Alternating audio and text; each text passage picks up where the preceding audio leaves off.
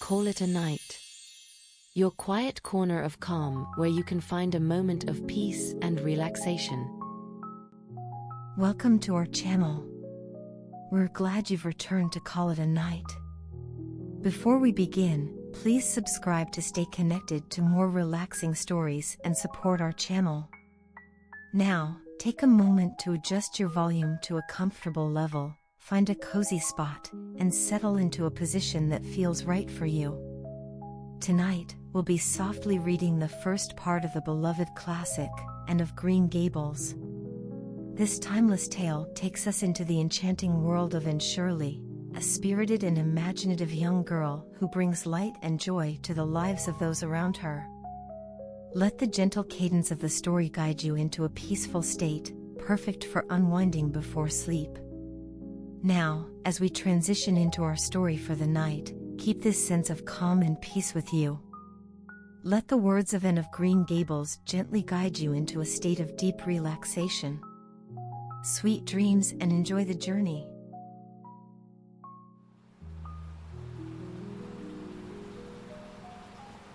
Mrs. Rachel Lynde lived just where the Avonlea main road dipped down into a little hollow, fringed with alders and ladies' eardrops and traversed by a brook that had its source away back in the woods of the old Cuthbert place. It was reputed to be an intricate, headlong brook in its earlier course through those woods, with dark secrets of pool and cascade, but by the time it reached Lynde's Hollow it was a quiet, well-conducted little stream, for not even a brook could run past Mrs. Rachel. Lynde's door, without due regard for decency and decorum, it probably was conscious that Mrs. Rachel was sitting at her window, keeping a sharp eye on everything that passed, from brooks and children up, and that if she noticed anything odd or out of place she would never rest until she had ferreted out the whys and wherefores thereof. There are plenty of people in Avonlea and out of it who can attend closely to their neighbor's business by dint of neglecting their own, but Mrs. Rachel Lynde was one of those capable creatures who can manage their own concerns and those of other folks into the bargain. She was a notable housewife. Her work was always done and well done. She ran the sewing circle, helped run the Sunday school, and was the strongest prop of the Church Aid Society and Foreign Missions Auxiliary. Yet with all this, Mrs. Rachel found abundant time to sit for hours at her kitchen window, knitting cotton warp quilts. She had knitted 16 of them, as Avonlea housekeepers were wont to tell in odd voices, and keeping a sharp eye on the main road that crossed the hollow and wound up the steep red hill beyond. Since Avonlea occupied a little triangular peninsula jutting out into the Gulf of St. Lawrence with water on two sides of it, anybody who went out of it or into it had to pass over that hill road and so run the unseen gauntlet of Mrs. Rachel's all-seeing eye. She was sitting there one afternoon in early June. The sun was coming in at the window warm and bright. The orchard on the slope below the house was in a bridal flush of pinky-white bloom, hummed over by a myriad of bees. Thomas Lynde, a meek little man whom Avonlea people called Rachel Lynde's husband, was sowing his late turnip seed on the hill field beyond the barn, and Matthew Cuthbert ought to have been sowing his on the big red brook field away over by Green Gables. Mrs. Rachel knew that he ought because she had heard him tell Peter Morrison the evening before in William J. Blair's store over at Carmody that he meant to sow his turnip seed the afternoon. Peter had asked him, of course, for Matthew Cuthbert had never been known to volunteer information about anything in his whole life. And yet here was Matthew Cuthbert, at 3:30 on the afternoon of a busy day, placidly driving over the hollow and up the hill. Moreover, he wore a white collar and his best suit of clothes, which was plain proof that he was going out of Avonlea, and he had the buggy and sorrel mare, which betokened that he was going a considerable distance. Now, where was Matthew Cuthbert going, and why was he going there? Had it been any other man in Avonlea, Mrs. Rachel, deftly putting this and that together, might have given a pretty good guess as to both questions. But Matthew so rarely went from home that it must be something pressing and unusual which was taking him. He was the shyest man alive and hated to have to go among strangers or to any place where he might have to talk. Matthew, dressed up with a white collar and driving in a buggy, was something that didn't happen often. Mrs. Rachel, ponder as she might, could make nothing of it, and her afternoon's enjoyment was spoiled. "I'll just step over to Green Gables after tea and find out from Marilla where he's gone and why," the worthy woman finally concluded. "He doesn't generally go to town this time of year, and he never visits. If he'd run out of turnip seed, he wouldn't dress up and take the buggy to go for more. He wasn't driving fast enough to be going for a doctor. Yet something must have happened since last night to start him off. I'm clean puzzled, that's what, and I won't know a minute's peace of mind or conscience until I know what has taken Matthew Cuthbert out of Avonlea today." Accordingly, after tea, Mrs. Rachel set out. She had not far to go. The big, rambling, orchard-embowered house where the Cuthberts lived was a scant quarter of a mile up the road from Lynn's Hollow.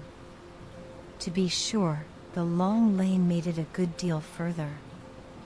Matthew Cuthbert's father, as shy and silent as his son after him, had got as far away as he possibly could from his fellow men without actually retreating into the woods when he founded his homestead.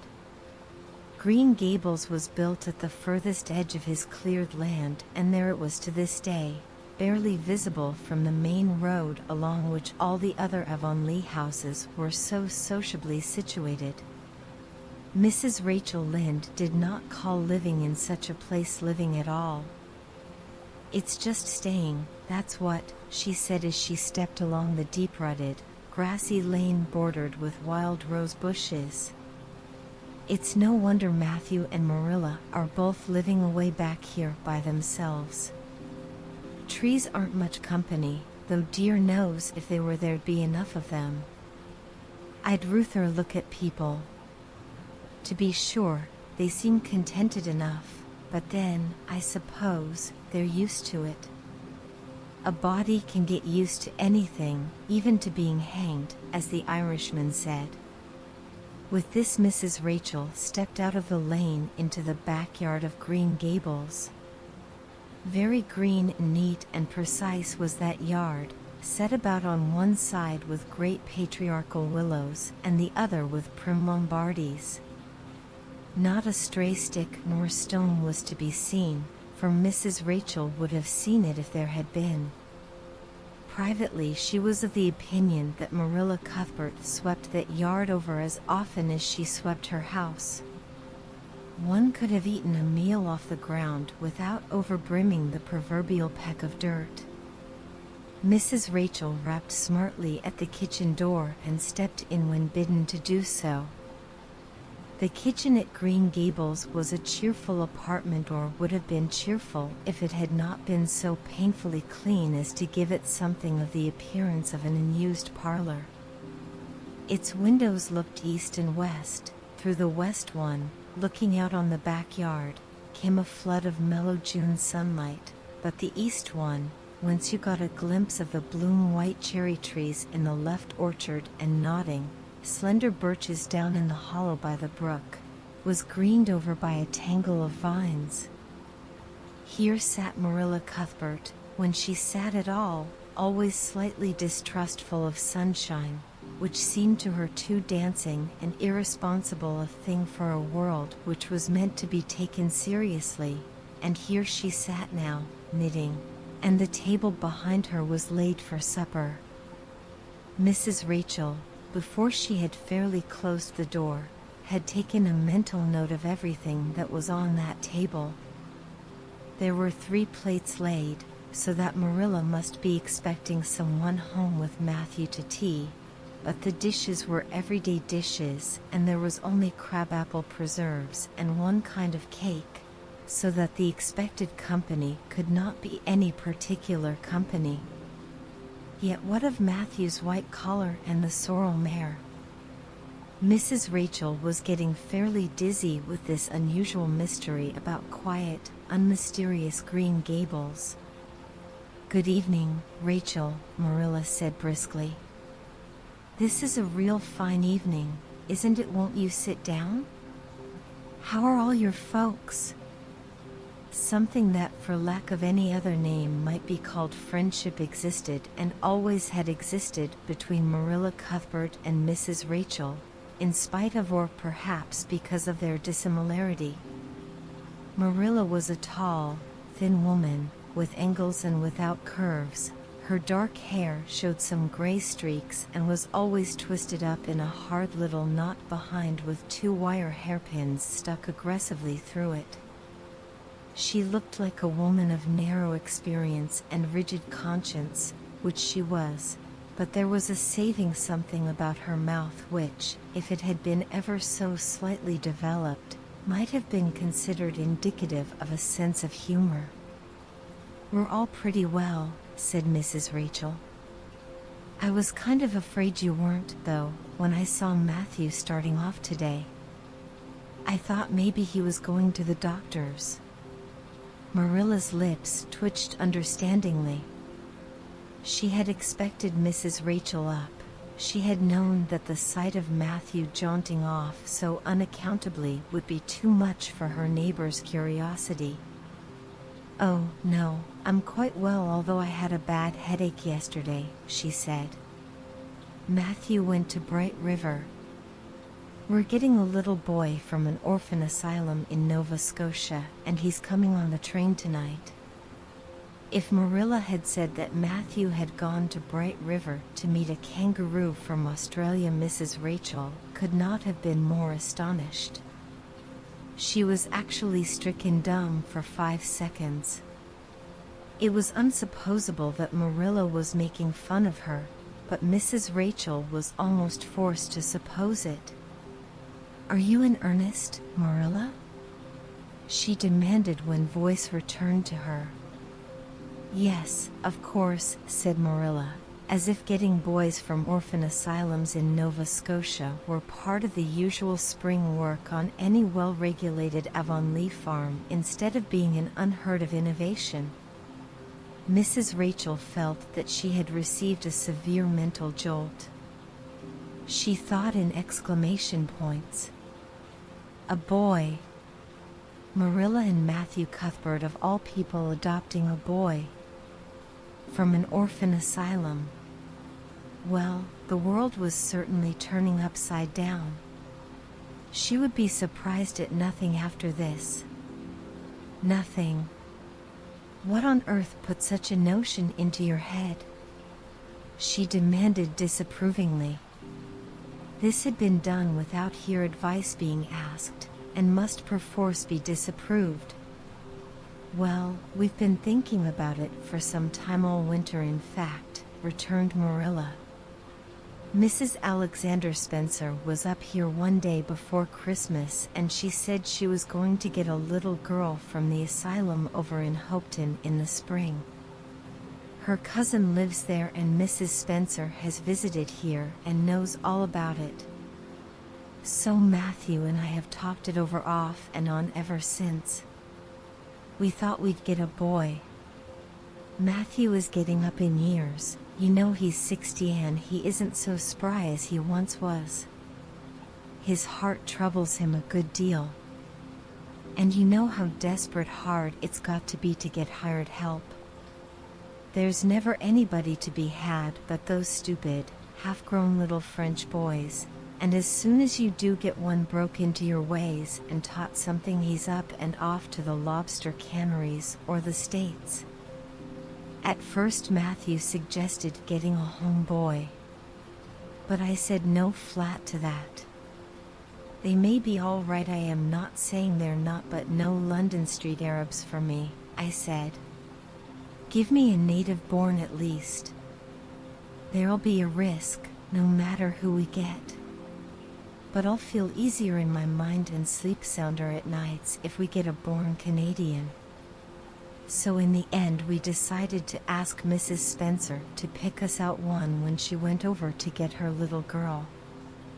We heard last week she was going, so we sent her word by Richard Spencer's folks at Carmody to bring us a smart, likely boy of about 10 or 11.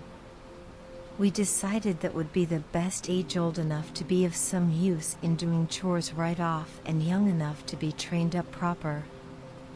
We mean to give him a good home and schooling.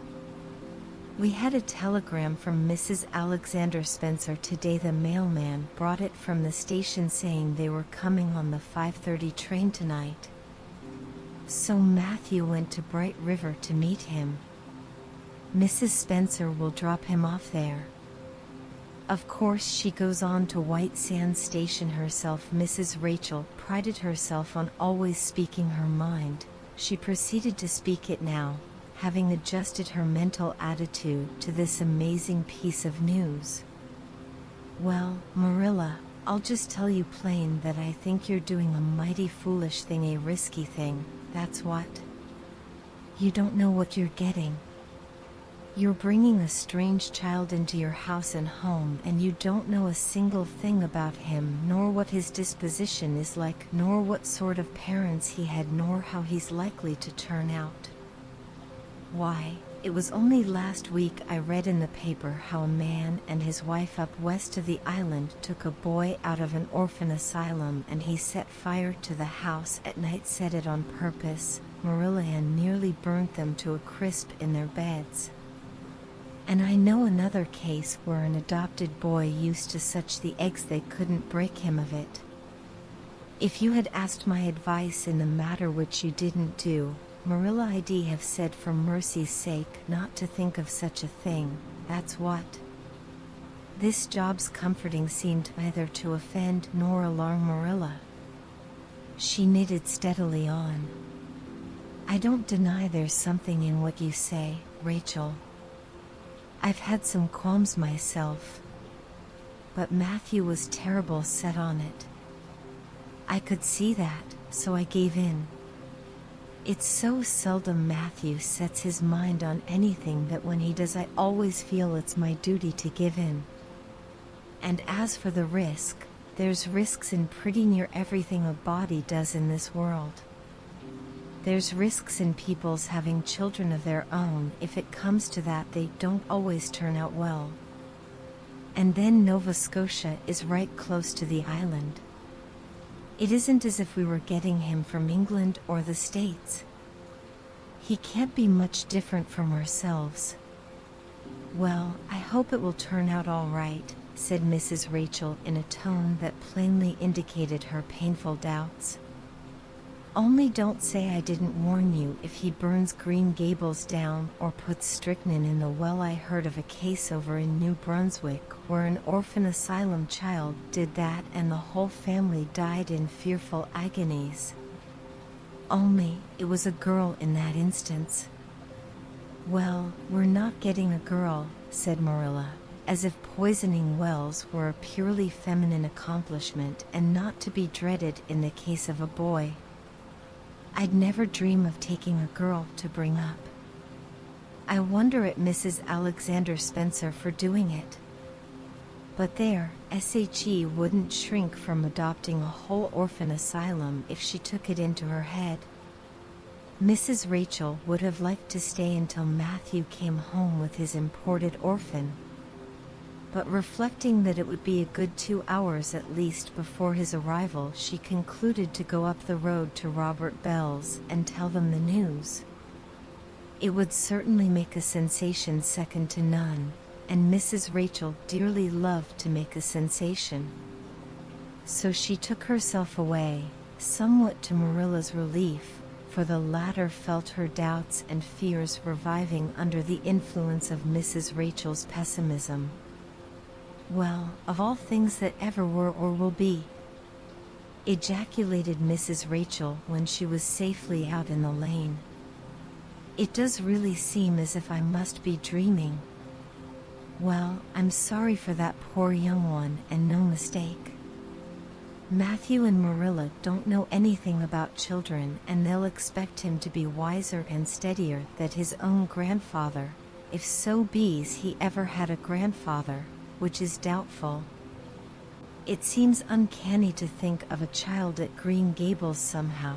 There's never been one there, for Matthew and Marilla were grown up when the new house was built, if they ever were children, which is hard to believe when one looks at them.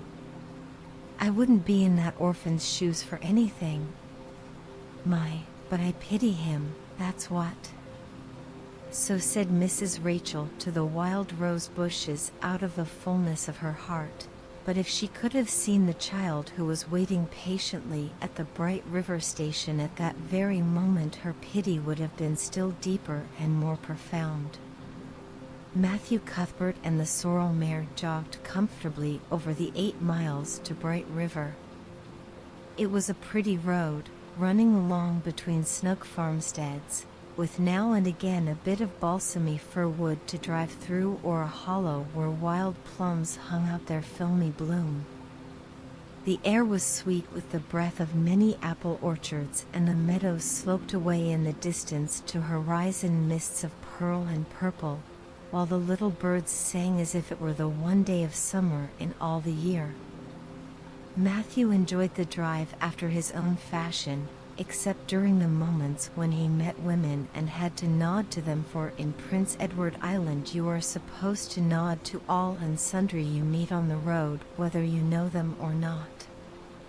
Matthew dreaded all women except Marilla and Mrs. Rachel. He had an uncomfortable feeling that the mysterious creatures were secretly laughing at him. He may have been quite right in thinking so, for he was an odd-looking personage, with an ungainly figure and long iron-gray hair that touched his stooping shoulders, and a full, soft brown beard which he had worn ever since he was 20. In fact, he had looked at 20 very much as he looked at 60, lacking a little grayness. When he reached Bright River there was no sign of any train. He thought he was too early, so he tied his horse in the yard of the small Bright River Hotel and went over to the station house. The long platform was almost deserted, the only living creature in sight being a girl who was sitting on a pile of shingles at the extreme end. Matthew, barely noting that it was a girl, sidled past her as quickly as possible without looking at her. Had he looked, he could hardly have failed to notice the tense rigidity and expectation of her attitude and expression. She was sitting there waiting for something or somebody, and, since sitting and waiting was the only thing to do just then, she sat and waited with all her might and main. Matthew encountered the station master locking up the ticket office preparatory to going home for supper, and asked him if the 5:30 train would soon be along. "The 5:30 train has been in and gone half an hour ago," answered that brisk official. "But there was a passenger dropped off for you, a little girl. She's sitting out there on the shingles. I asked her to go into the ladies' waiting room, but she informed me gravely that she preferred to stay outside. There was more scope for imagination, she said. She's a case, I should say." "I'm not expecting a girl," said Matthew blankly. "It's a boy I've come for. He should be here. Mrs. Alexander Spencer was to bring him over from Nova Scotia for me." The station master whistled. "Guess there's some mistake," he said. "Mrs. Spencer came off the train with that girl and gave her into my charge. Said you and your sister were adopting her from an orphan asylum and that you would be along for her presently. That's all I know about it, and I haven't got any more orphans concealed hereabouts." "I don't understand," said Matthew helplessly, wishing that Marilla was at hand to cope with the situation. "Well, you'd better question the girl," said the station master carelessly. I dare say she'll be able to explain. She's got a tongue of her own, that's certain. Maybe they were out of boys of the brand you wanted. He walked jauntily away, being hungry, and the unfortunate Matthew was left to do that which was harder for him than bearding a lion in its den. Walk up to a girl, a strange girl, an orphan girl, and demand of her why she wasn't a boy. Matthew groaned in spirit as he turned about and shuffled gently down the platform towards her. She had been watching him ever since he had passed her, and she had her eyes on him now. Matthew was not looking at her and would not have seen what she was really like if he had been, but an ordinary observer would have seen this, a child of about 11, garbed in a very short, very tight, very ugly dress of yellowish-gray wincey. She wore a faded brown sailor hat, and beneath the hat, extending down her back, were 2 braids of very thick, decidedly red hair. Her face was small, white and thin, also much freckled. Her mouth was large, and so were her eyes, that looked green in some lights and moods and gray in others. So far, the ordinary observer, an extraordinary observer, might have seen that the chin was very pointed and pronounced, that the big eyes were full of spirit and vivacity, that the mouth was sweet-lipped and expressive, that the forehead was broad and full. In short, our discerning extraordinary observer might have concluded that no commonplace soul inhabited the body of this stray woman-child of whom shy Matthew Cuthbert was so ludicrously afraid. Matthew, however, was spared the ordeal of speaking first, for as soon as she concluded that he was coming to her, she stood up, grasping with one thin brown hand the handle of a shabby, old-fashioned carpet-bag, the other she held out to him. "I suppose you are Mr. Matthew Cuthbert of Green Gables?" she said in a peculiarly clear, sweet voice. "I'm very glad to see you. I was beginning to be afraid you weren't coming for me, and I was imagining all the things that might have happened to prevent you. I had made up my mind that if you didn't come for me tonight, I'd go down the track to that big wild cherry tree at the bend, and climb up into it to stay all night. I wouldn't be a bit afraid, and it would be lovely to sleep in a wild cherry tree all white with bloom in the moonshine, don't you think? You could imagine you were dwelling in marble halls, couldn't you? And I was quite sure you would come for me in the morning, if you didn't tonight." Matthew had taken the scrawny little hand awkwardly in his. Then and there he decided what to do. He could not tell this child with the glowing eyes that there had been a mistake. He would take her home and let Marilla do that. She couldn't be left at Bright River anyhow, no matter what mistake had been made, so all questions and explanations might as well be deferred until he was safely back at Green Gables. "I'm sorry I was late," he said shyly. "Come along. The horse is over in the yard. Give me your bag."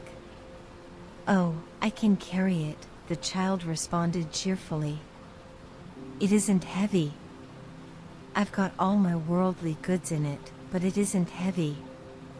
And if it isn't carried in just a certain way, the handle pulls out, so I'd better keep it because I know the exact knack of it.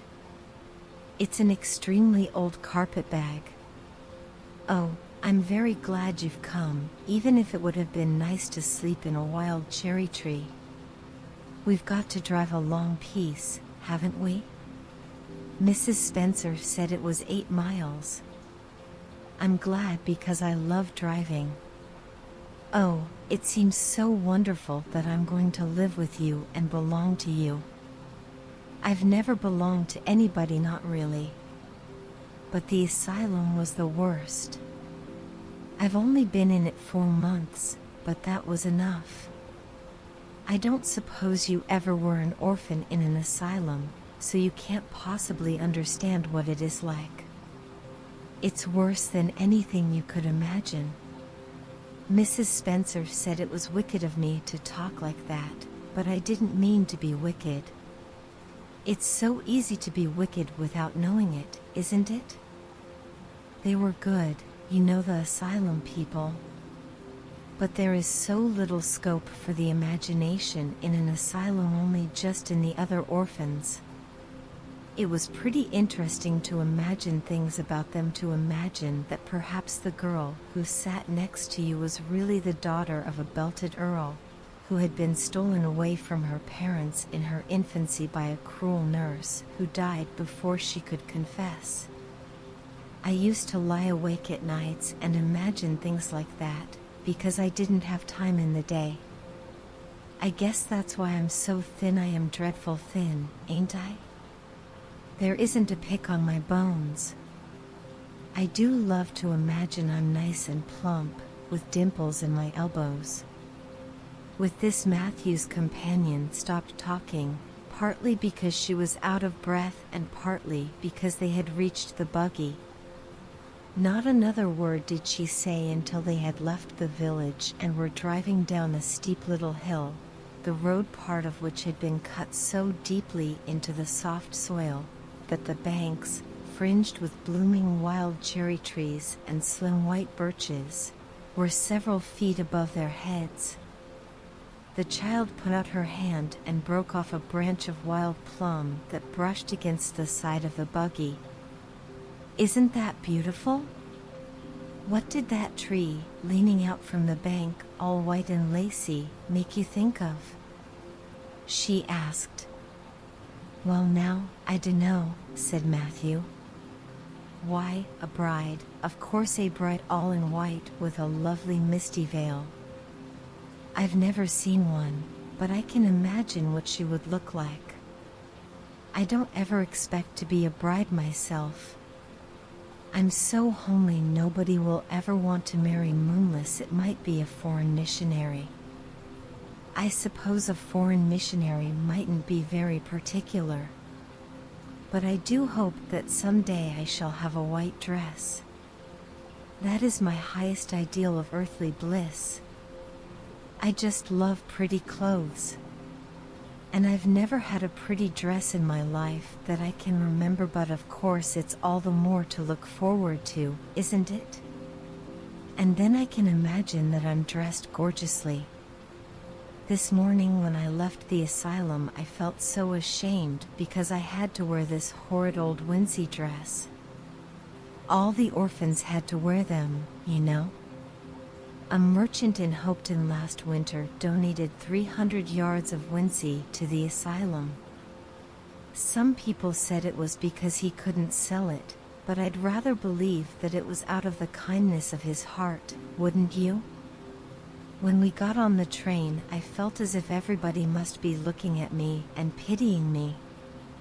But I just went to work and imagined that I had on the most beautiful pale blue silk dress, because when you are imagining, you might as well imagine something worthwhile, and a big hat all flowers and nodding plumes, and a gold watch, and kid gloves and boots.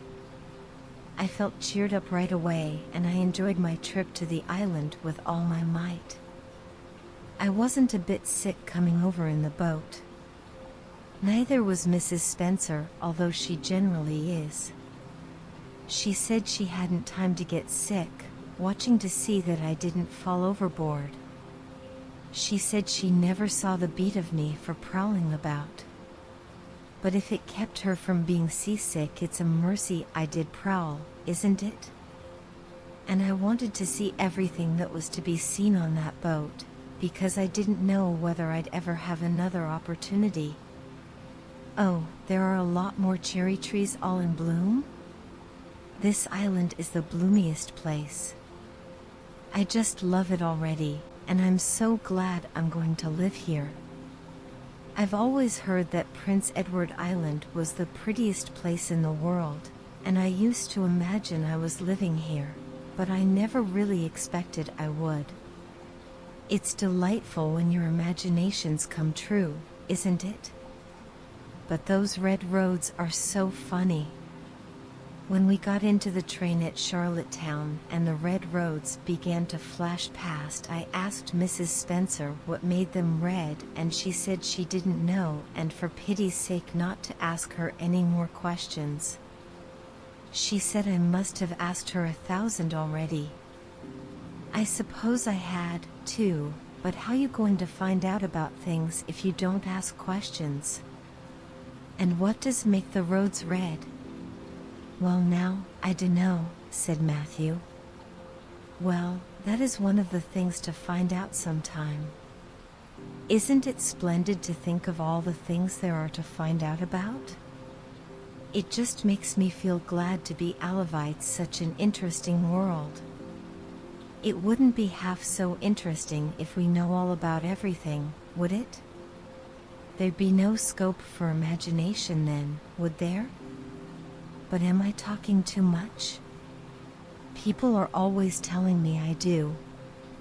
Would you rather I didn't talk? If you say so, I'll stop. I can stop when I make up my mind to it, although it's difficult. Matthew, much to his own surprise, was enjoying himself. Like most quiet folks, he liked talkative people when they were willing to do the talking themselves, and did not expect him to keep up his end of it. But he had never expected to enjoy the society of a little girl. Women were bad enough in all conscience, but little girls were worse. He detested the way they had of sidling past him timidly, with sideways glances, as if they expected him to gobble them up at a mouthful if they ventured to say a word. This was the Avonlea type of well-bred little girl. But this freckled witch was very different, and although he found it rather difficult for his slower intelligence to keep up with her brisk mental processes, he thought that he kind of liked her chatter. So he said as shyly as usual, "Oh, you can talk as much as you like. I don't mind." "Oh, I'm so glad. I know you and I are going to get along together fine. It's such a relief to talk when one wants to and not be told that children should be seen and not heard. I've had that said to me 1,000,000 times if I have once. And people laugh at me because I use big words. But if you have big ideas, you have to use big words to express them, haven't you?" "Well now, that seems reasonable," said Matthew. "Mrs. Spencer said that my tongue must be hung in the middle. But it isn't, it's firmly fastened at one end. Mrs. Spencer said your place was named Green Gables. I asked her all about it, and she said there were trees all around it. I was gladder than ever. I just love trees. And there weren't any at all about the asylum, only a few poor weeny teeny things out in front with little whitewashed cagey things about them. They just looked like orphans themselves, those trees did. It used to make me want to cry to look at them. I used to say to them, 'Oh, you poor little things.' If you were out in a great big woods with other trees all around you and little mosses and June bells growing over your roots and a brook not far away and birds singing in your branches, you could grow, couldn't you? But you can't where you are. I know just exactly how you feel, little trees. I felt sorry to leave them behind this morning. You do get so attached to things like that, don't you? Is there a brook anywhere near Green Gables? I forgot to ask Mrs. Spencer that." "Well now, yes, there's one right below the house." "Fancy. It's always been one of my dreams to live near a brook. I never expected I would, though. Dreams don't often come true, do they?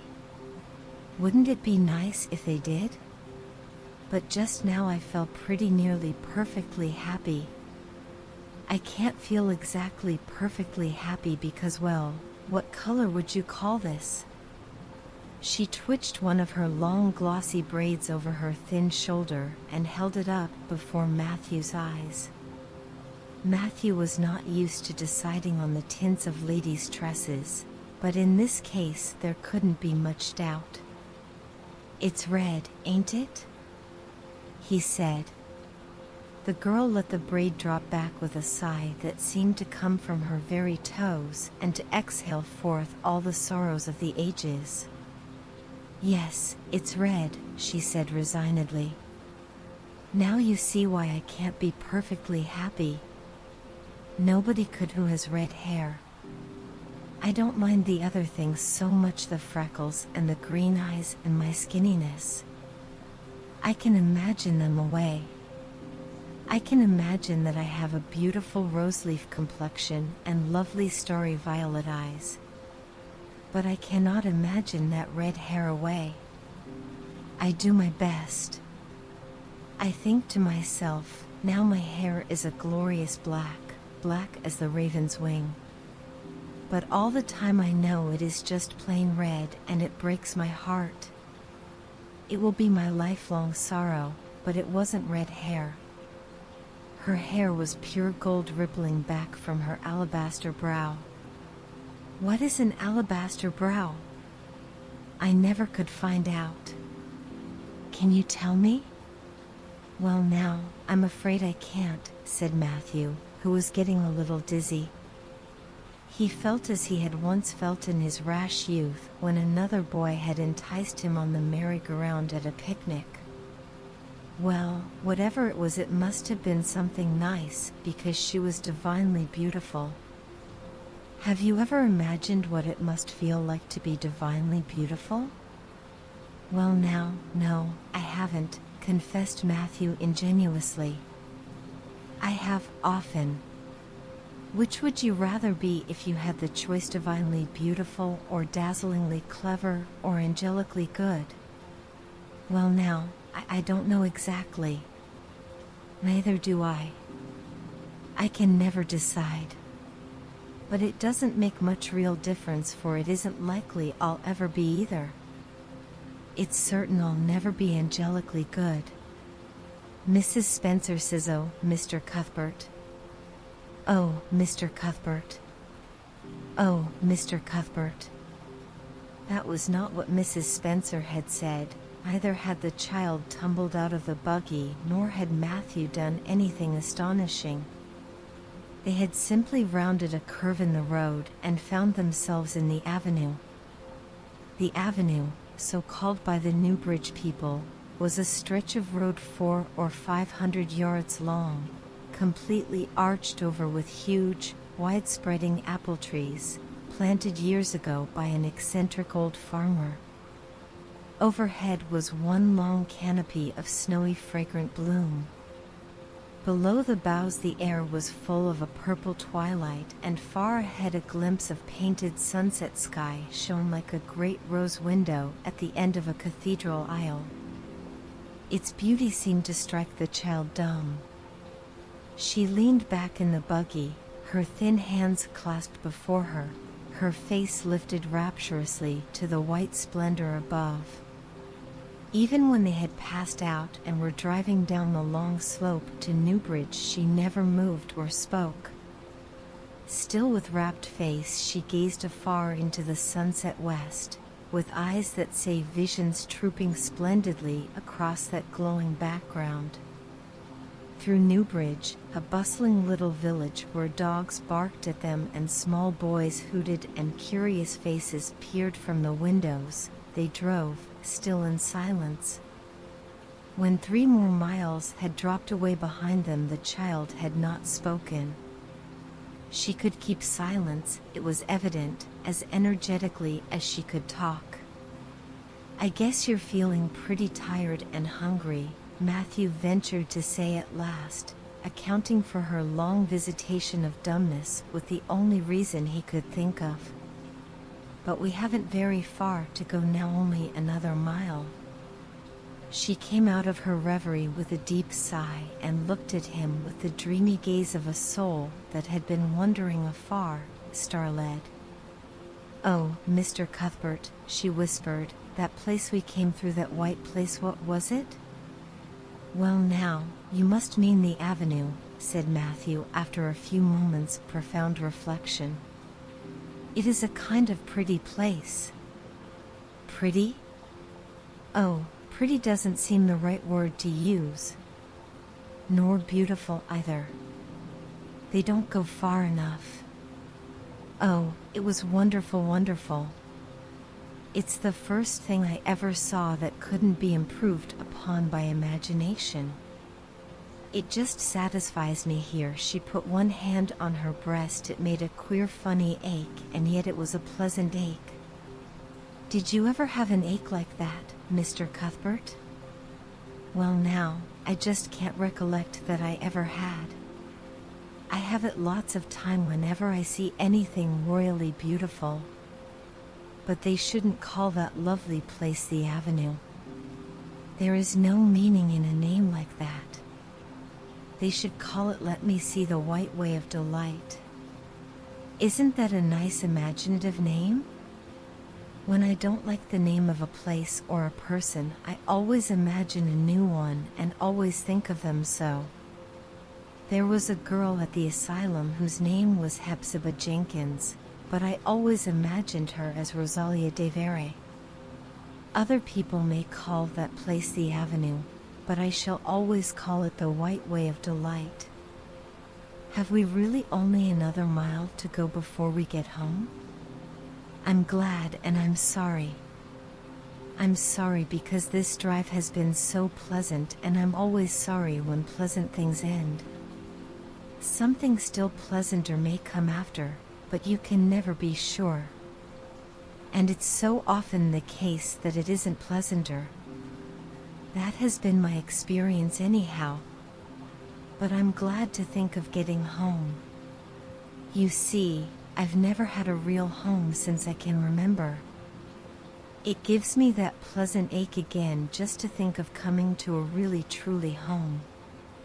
Oh, isn't that pretty? They had driven over the crest of a hill. Below them was a pond, looking almost like a river, so long and winding was it.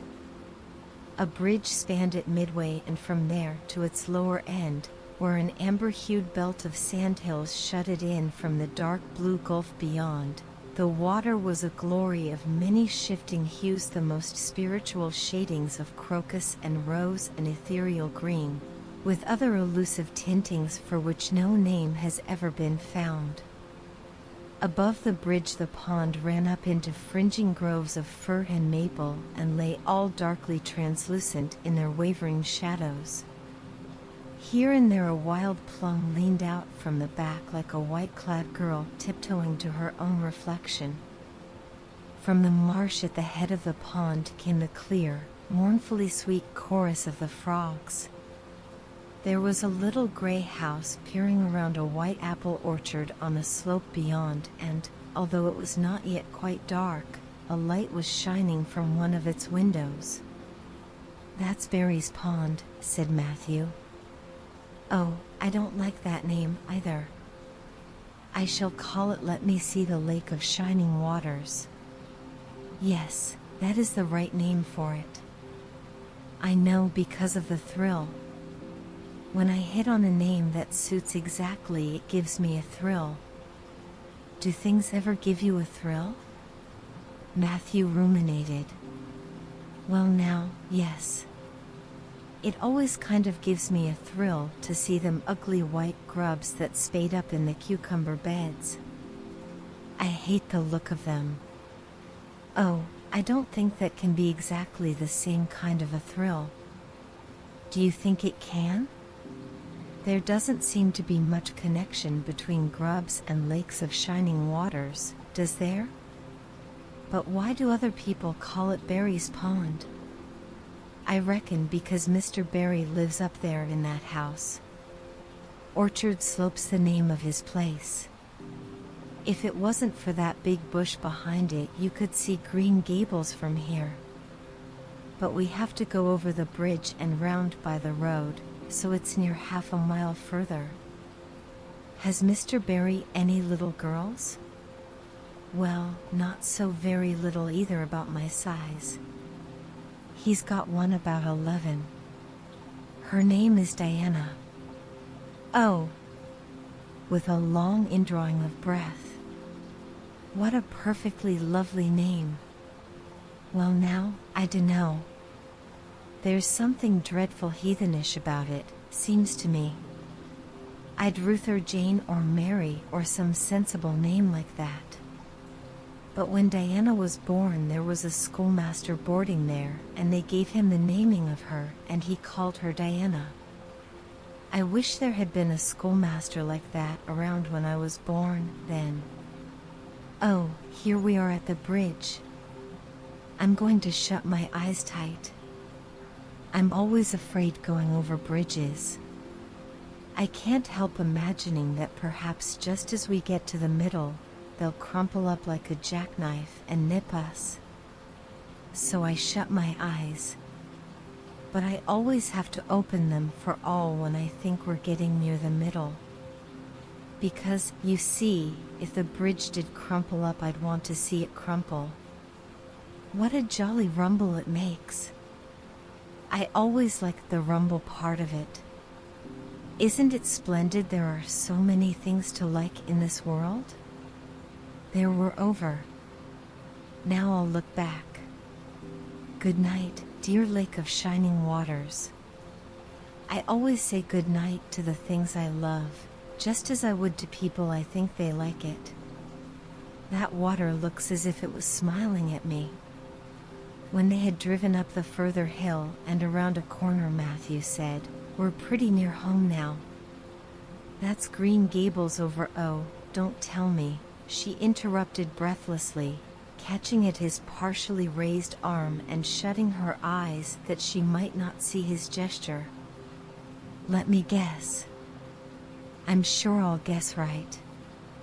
She opened her eyes and looked about her. They were on the crest of a hill. The sun had set some time since, but the landscape was still clear in the mellow afterlight. To the west a dark church spire rose up against a marigold sky. Below was a little valley, and beyond a long, gently rising slope with snug farmsteads scattered along it. From one to another the child's eyes darted, eager and wistful. At last they lingered on one away to the left, far back from the road, dimly white with blossoming trees in the twilight of the surrounding woods.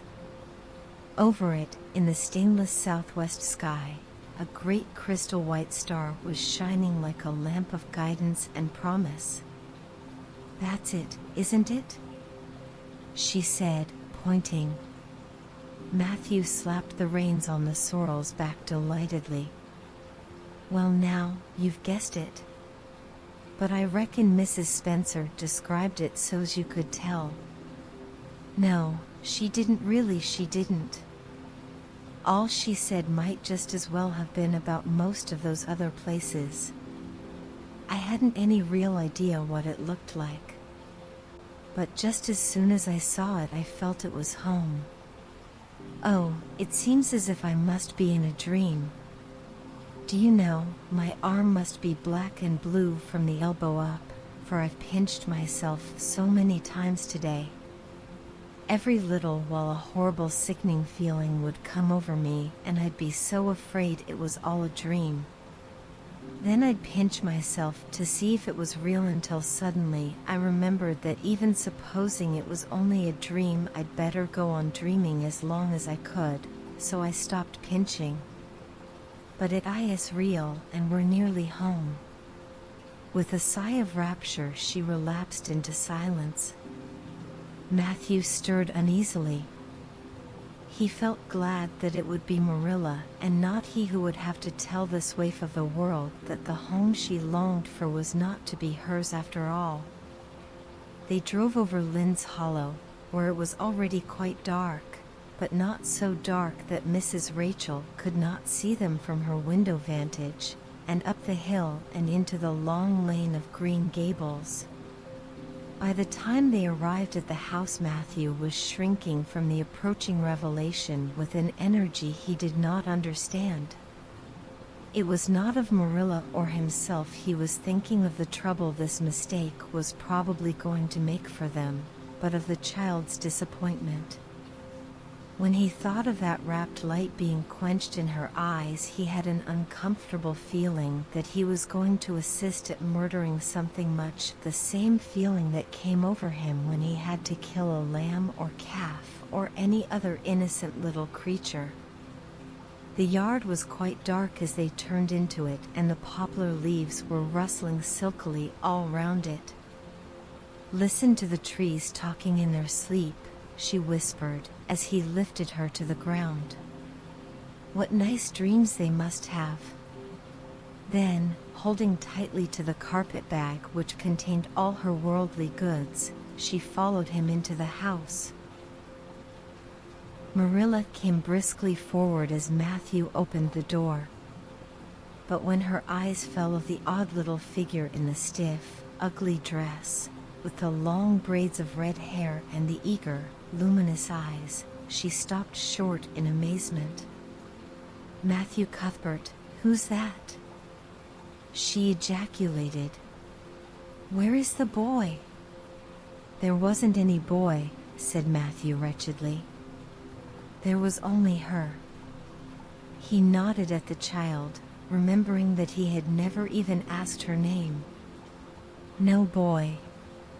"But there must have been a boy," insisted Marilla. "We sent word to Mrs. Spencer to bring a boy."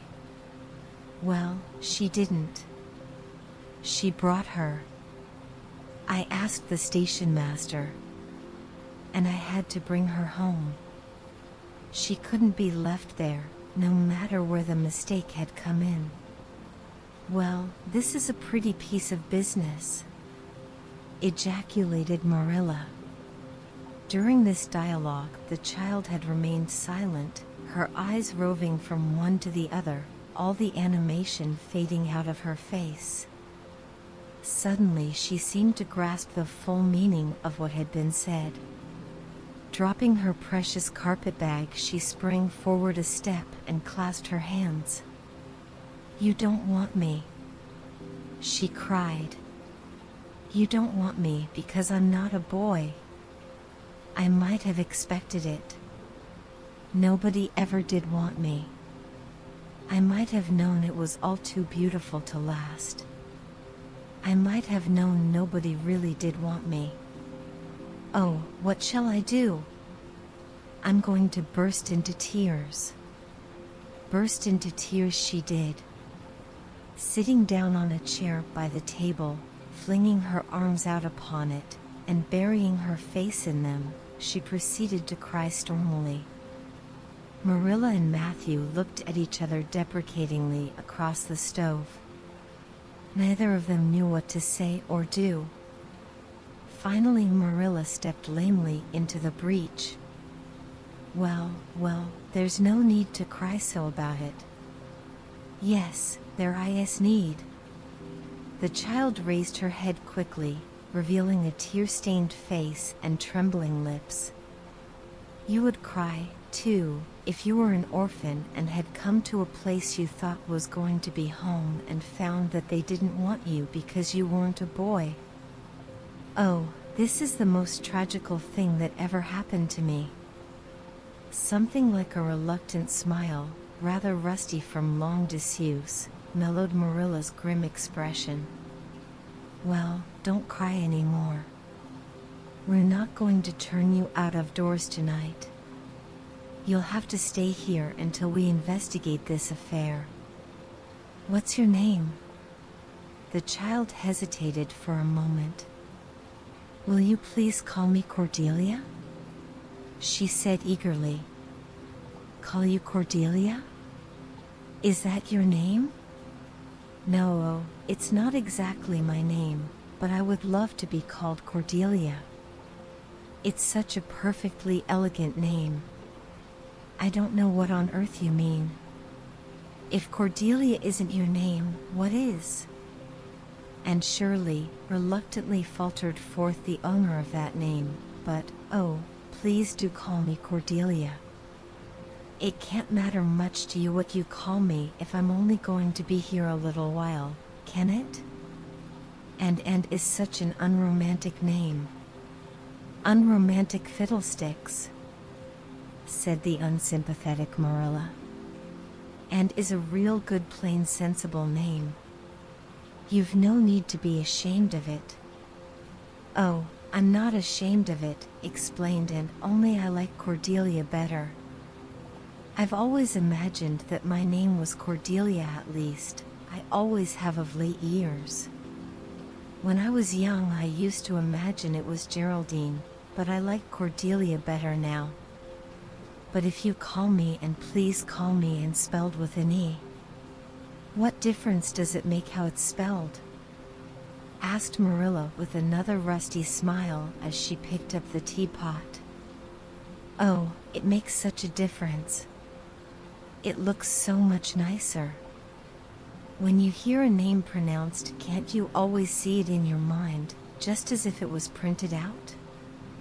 I can, and A&N looks dreadful, but A&NE looks so much more distinguished.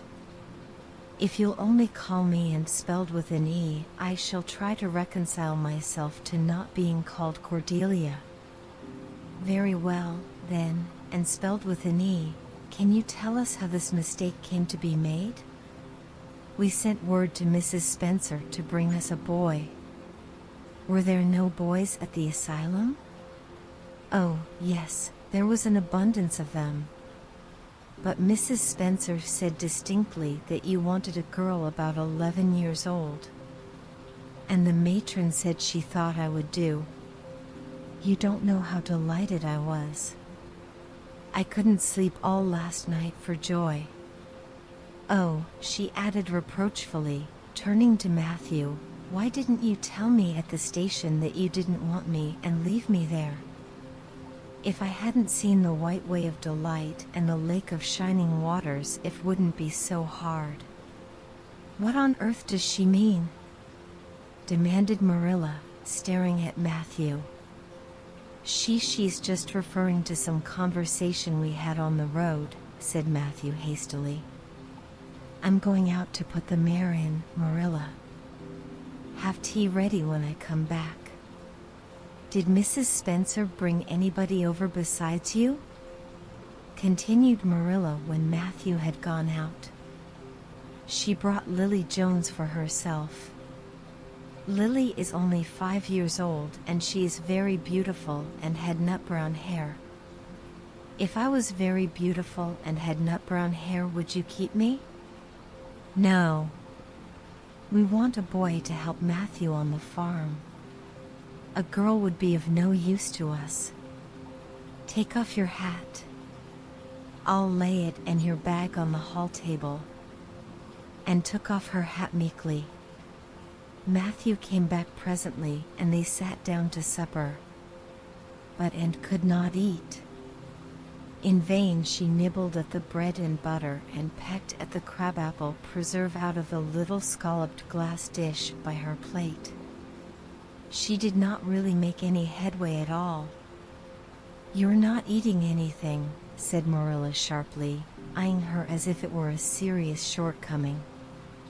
And sighed. I can't. I'm in the depths of despair. Can you eat when you are in the depths of despair? I've never been in the depths of despair, so I can't say, responded Marilla. Weren't you? Well, did you ever try to imagine you were in the depths of despair?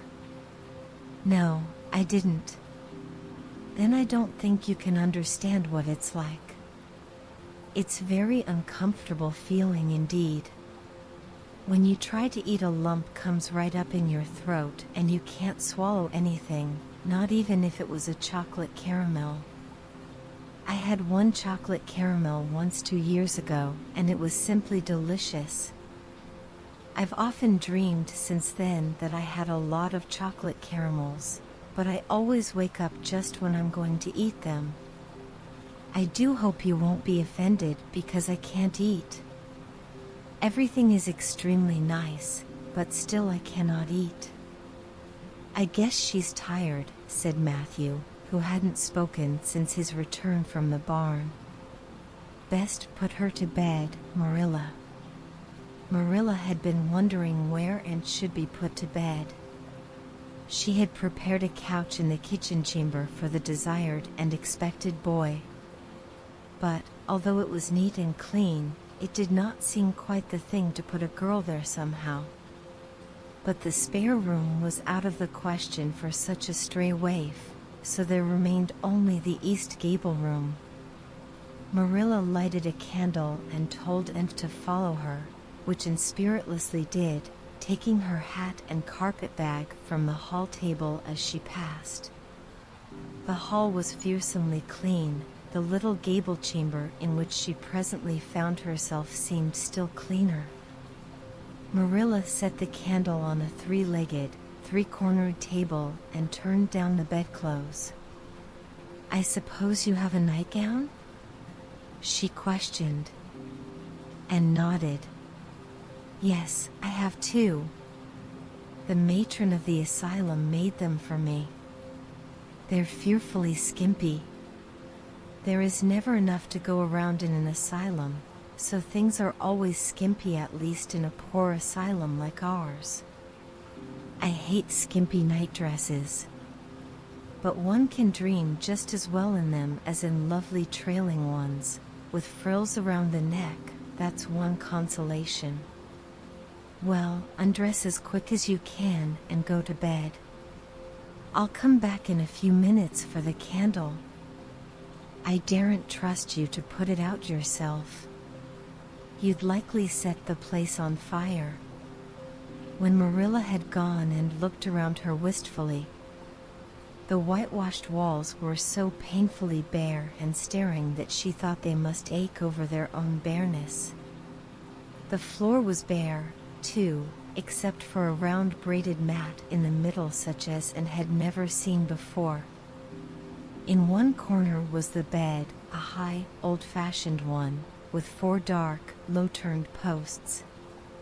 In the other corner was the aforesaid three-corner table adorned with a fat, red velvet pincushion hard enough to turn the point of the most adventurous pin. Above it hung a little 6-by-8 mirror. Midway between table and bed was the window, with an icy white muslin frill over it, and opposite it was the washstand. The whole apartment was of a rigidity not to be described in words, but which sent a shiver to the very marrow of Anne's bones. With a sob she hastily discarded her garments, put on the skimpy nightgown, and sprang into bed, where she burrowed face downward into the pillow and pulled the clothes over her head. When Marilla came up for the light, various skimpy articles of raiment scattered most untidily over the floor and a certain tempestuous appearance of the bed were the only indications of any presence save her own. She deliberately picked up Anne's clothes, placed them neatly on a prim yellow chair, and then, taking up the candle, went over to the bed. "Good night," she said, a little awkwardly, but not unkindly. Anne's white face and big eyes appeared over the bedclothes with a startling suddenness. "How can you call it a good night when you know it must be the very worst night I've ever had?" she said reproachfully. Then she dived down into invisibility again. Marilla went slowly down to the kitchen and proceeded to wash the supper dishes. Matthew was smoking, a sure sign of perturbation of mind. He seldom smoked, for Marilla set her face against it as a filthy habit, but at certain times and seasons he felt driven to it, and then Marilla winked at the practice, realizing that a mere man must have some vent for his emotions.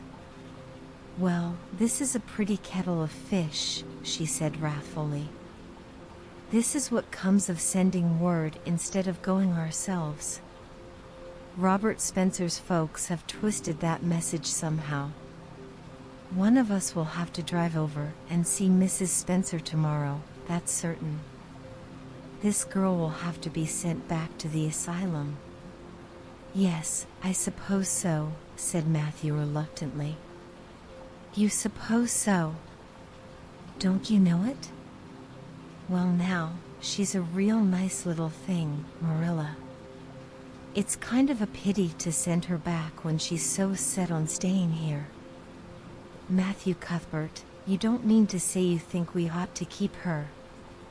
Marilla's astonishment could not have been greater if Matthew had expressed a predilection for standing on his head. Well, now, no, I suppose not exactly, stammered Matthew, uncomfortably driven into a corner for his precise meaning. I suppose we could hardly be expected to keep her. I should say not. What good would she be to us? We might be some good to her, said Matthew suddenly and unexpectedly. Matthew Cuthbert, I believe that child has bewitched you. I can see as plain that you want to keep her. Well now, she's a real interesting little thing, persisted Matthew. You should have heard her talk coming from the station. Oh, she can talk fast enough. I saw that at once. It's nothing in her favor, either. I don't like children who have so much to say. I don't want an orphan girl, and if I did, she isn't the style I'd pick out. There's something I don't understand about her. No, she's got to be dispatched straightway back to where she came from. I could hire a French boy to help me, said Matthew, and she'd be company for you. I'm not suffering for company, said Marilla shortly. And I'm not going to keep her. Well now, it's just as you say, of course, Marilla, said Matthew, rising and putting his pipe away. I'm going to bed. To bed went Matthew. And to bed, when she had put her dishes away, went Marilla, frowning most resolutely. And upstairs, in the east gable, a lonely, heart-hungry, friendless child cried herself to sleep. It was broad daylight when Anne awoke and sat up in bed, staring confusedly at the window through which a flood of cheery sunshine was pouring and outside of which something white and feathery waved across glimpses of blue sky. For a moment she could not remember where she was. First came a delightful thrill, as something very pleasant, then a horrible remembrance. This was Green Gables, and they didn't want her because she wasn't a boy. But it was morning and, yes, it was a cherry tree in full bloom outside of her window. With a bound she was out of bed and across the floor. She pushed up the sash. It went up stiffly and creakily, as if it hadn't been opened for a long time, which was the case, and it stuck so tight that nothing was needed to hold it up. And dropped on her knees and gazed out into the June morning, her eyes glistening with delight. Oh, wasn't it beautiful? Wasn't it a lovely place? Suppose she wasn't really going to stay here. She would imagine she was. There was scope for imagination here. A huge cherry tree grew outside, so close that its boughs tapped against the house, and it was so thick set with blossoms that hardly a leaf was to be seen. On both sides of the house was a big orchard, one of apple trees and one of cherry trees, also showered over with blossoms, and their grass was all sprinkled with dandelions. In the garden below were lilac trees purple with flowers, and their dizzily sweet fragrance drifted up to the window on the morning wind.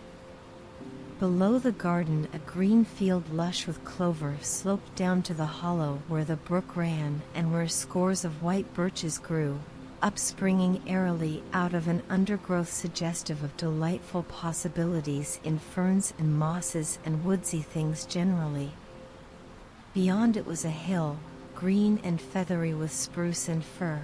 There was a gap in it where the gray gable end of the little house she had seen from the other side of the lake of shining waters was visible. Off to the left were the big barns, and beyond them, away down over green, low-sloping fields, was a sparkling blue glimpse of sea. Anne's beauty-loving eyes lingered on it all, taking everything greedily in. She had looked on so many unlovely places in her life, poor child, but this was as lovely as anything she had ever dreamed. She knelt there, lost to everything but the loveliness around her, until she was startled by a hand on her shoulder. Marilla had come in unheard by the small dreamer. "It's time you were dressed," she said curtly. Marilla really did not know how to talk to the child, and her uncomfortable ignorance made her crisp and curt when she did not mean to be. Anne stood up and drew a long breath. "Oh, isn't it wonderful?" she said, waving her hand comprehensively at the good world outside. "It's a big tree," said Marilla, "and it blooms great, but the fruit don't amount to much, never small and wormy." "Oh, I don't mean just the tree. Of course it's lovely, yes, it's radiantly lovely, it blooms as if it meant it, but I mean everything, the garden and the orchard and the brook and the woods, the whole big dear world. Don't you feel as if you just loved the world on a morning like this? And I can hear the brook laughing all the way up here. Have you ever noticed what cheerful things brooks are? They're always laughing. Even in wintertime I've heard them under the ice. I'm so glad there's a brook near Green Gables. Perhaps you think it doesn't make any difference to me when you're not going to keep me, but it does. I shall always like to remember that there is a brook at Green Gables even if I never see it again. If there wasn't a brook, I'd be haunted by the uncomfortable feeling that there ought to be one. I'm not in the depths of despair this morning. I never can be in the morning. Isn't it a splendid thing that there are mornings? But I feel very sad. I've just been imagining that it was really me you wanted after all, and that I was to stay here forever and ever. It was a great comfort while it lasted. But the worst of imagining things is that the time comes when you have to stop, and that hurts. You'd better get dressed and come downstairs, and never mind your imaginings, said Marilla as soon as she could get a word in edgewise. Breakfast is waiting. Wash your face and comb your hair. Leave the window up and turn your bedclothes back over the foot of the bed. Be as smart as you can. And could evidently be smart, so some purpose, for she was downstairs in 10 minutes' time, with her clothes neatly on, her hair brushed and braided, her face washed, and a comfortable consciousness pervading her soul that she had fulfilled all Marilla's requirements. As a matter of fact, however, she had forgotten to turn back the bedclothes. "I'm pretty hungry this morning," she announced as she slipped into the chair Marilla placed for her. "The world doesn't seem such a howling wilderness as it did last night. I'm so glad it's a sunshiny morning. But I like rainy mornings real well, too. All sorts of mornings are interesting, don't you think?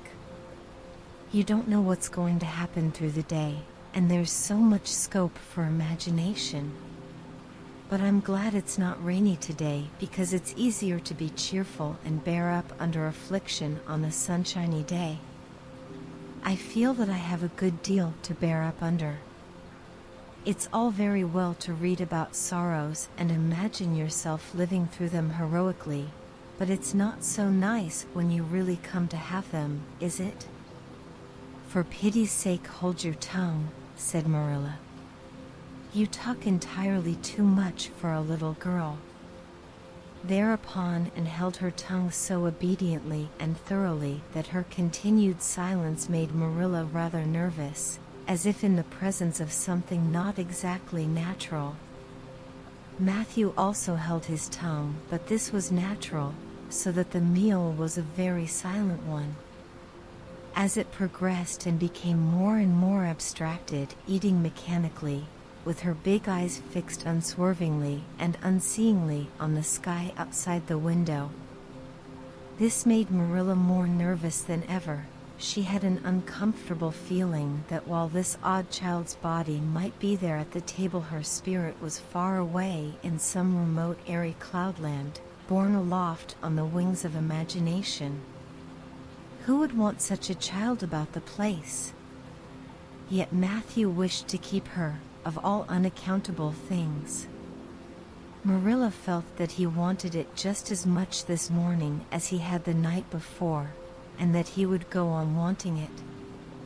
That was Matthew's way: take a whim into his head and cling to it with the most amazing silent persistency, a persistence 10 times more potent and effectual in its very silence than if he had talked it out.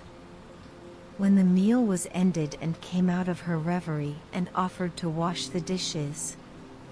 "Can you wash dishes right?" asked Marilla distrustfully. "Pretty well. I'm better at looking after children, though. I've had so much experience at that. It's such a pity you haven't any here for me to look after. I don't feel as if I wanted any more children to look after than I've got at present. You're problem enough in all conscience. What's to be done with you, I don't know. Matthew is a most ridiculous man."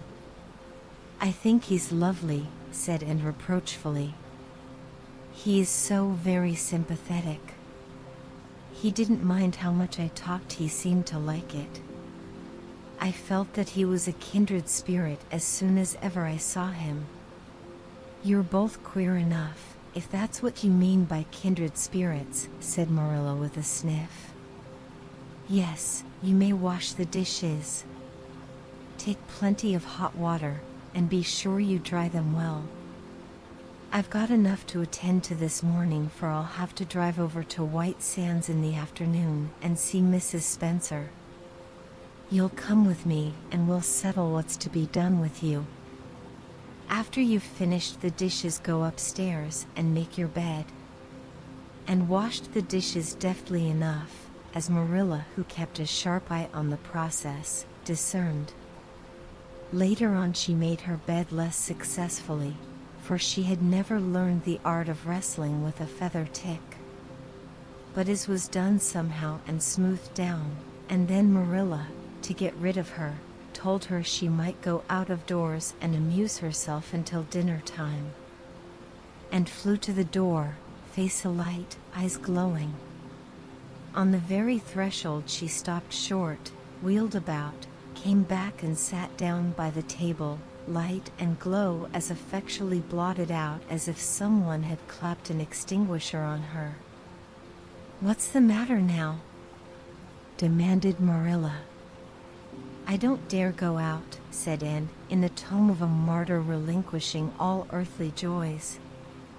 "If I can't stay here, there is no use in my loving Green Gables. And if I go out there and get acquainted with all those trees and flowers and the orchard and the brook, I'll not be able to help loving it. It's hard enough now, so I won't make it any harder. I want to go out so much, everything seems to be calling to me, and come out to us. And we want a playmate, but it's better not. There is no use in loving things if you have to be torn from them, is there? And it's so hard to keep from loving things, isn't it? That was why I was so glad when I thought I was going to live here. I thought I'd have so many things to love and nothing to hinder me. But that brief dream is over. I am resigned to my fate now, so I don't think I'll go out for fear I'll get unresigned again. What is the name of that geranium on the windowsill, please?" That's the apple-scented geranium. Oh, I don't mean that sort of a name. I mean just a name you gave it yourself. Didn't you give it a name? May I give it one then? May I call it Let Me See Bonnie would do? May I call it Bonnie while I'm here? Oh, do let me. Goodness, I don't care. But where on earth is the sense of naming a geranium? Oh, I like things to have handles even if they are only geraniums. It makes them seem more like people. How do you know but that it hurts a geranium's feelings just to be called a geranium and nothing else? You wouldn't like to be called nothing but a woman all the time. Yes, I shall call it Bonnie. I named that cherry tree outside my bedroom window this morning. I called it Snow Queen because it was so white. Of course, it won't always be in blossom, but one can imagine that it is, can't one? I never in all my life say or heard anything to equal her, muttered Marilla, beating a retreat down to the cellar after potatoes. She is kind of interesting, as Matthew says. I can feel already that I'm wondering what on earth she'll say next. She'll be casting a spell over me, too. She's cast it over Matthew. That look he gave me when he went out said everything he said or hinted last night over again. I wish he was like other men and would talk things out. A body could answer back then and argue him into reason. But what's to be done with a man who just looks? And had relapsed into reverie, with her chin in her hands and her eyes on the sky, when Marilla returned from her cellar pilgrimage. There Marilla left her until the early dinner was on the table. I suppose I can have the mare and buggy this afternoon, Matthew? Said Marilla. Matthew nodded and looked wistfully at Anne. Marilla intercepted the look and said grimly, I'm going to drive over to White Sands and settle this thing. I'll take in with me, and Mrs. Spencer will probably make arrangements to send her back to Nova Scotia at once. I'll set your tea out for you, and I'll be home in time to milk the cows. Still Matthew said nothing, and Marilla had a sense of having wasted words and breath. There is nothing more aggravating than a man who won't talk back unless it is a woman who won't. Matthew hitched the sorrel into the buggy in due time and Marilla and then set off. Matthew opened the yard gate for them, and as they drove slowly through, he said, to nobody in particular as it seemed, Little Jerry Boat from the creek was here this morning, and I told him I guessed I'd hire him for the summer. Marilla made no reply, but she hit the unlucky sorrel such a vicious clip with the whip that the fat mare, and used to such treatment, whizzed indignantly down the lane at an alarming pace. Marilla looked back once as the buggy bounced along and saw that aggravating Matthew leaning over the gate, looking wistfully after them. Do you know, said Anne confidentially, I've made up my mind to enjoy this drive. It's been my experience that you can nearly always enjoy things if you make up your mind firmly that you will. Of course, you must make it up firmly. I am not going to think about going back to the asylum while we're having our drive. I'm just going to think about the drive. Oh, look, there's one little early wild rose out. Isn't it lovely? Don't you think it must be glad to be a rose? Wouldn't it be nice if roses could talk? I'm sure they could tell us such lovely things. And isn't pink the most bewitching color in the world? I love it, but I can't wear it. Red-headed people can't wear pink, not even in imagination. Did you ever know of anybody whose hair was red when she was young, but got to be another color when she grew up? No, I don't know as I ever did, said Marilla mercilessly. and I shouldn't think it likely to happen in your case either." And sighed. "Well, that is another hope gone. My life is a perfect graveyard of buried hopes." That's a sentence I read in a book once, and I say it over to comfort myself whenever I'm disappointed in anything. "I don't see where the comforting comes in myself," said Marilla. "Why? Because it sounds so nice and romantic, just as if I were a heroine in a book, you know. I am so fond of romantic things, and a graveyard full of buried hopes is about as romantic a thing as one can imagine, isn't it? I'm rather glad I have one. Are we going across the Lake of Shining Waters today?" "We're not going over Barry's Pond, if that's what you mean by your Lake of Shining Waters. We're going by the Shore Road." "Shore Road sounds nice," said Anne dreamily. "Is it as nice as it sounds?" Just when you said Shore Road, I saw it in a picture in my mind, as quick as that. And White Sands is a pretty name, too, but I don't like it as well as Avonlea. Avonlea is a lovely name. It just sounds like music. How far is it to White Sands?" "It's 5 miles, and as you're evidently bent on talking, you might as well talk to some purpose by telling me what you know about yourself." "Oh, what I know about myself isn't really worth telling," said Anne eagerly. "If you'll only let me tell you what I imagine about myself, you'll think it ever so much more interesting." "No, I don't want any of your imaginings. Just you stick to bald facts. Begin at the beginning. Where were you born and how old are you?" "I was 11 last March," said Anne, resigning herself to bald facts with a little sigh. "And I was born in Bolingbroke, Nova Scotia.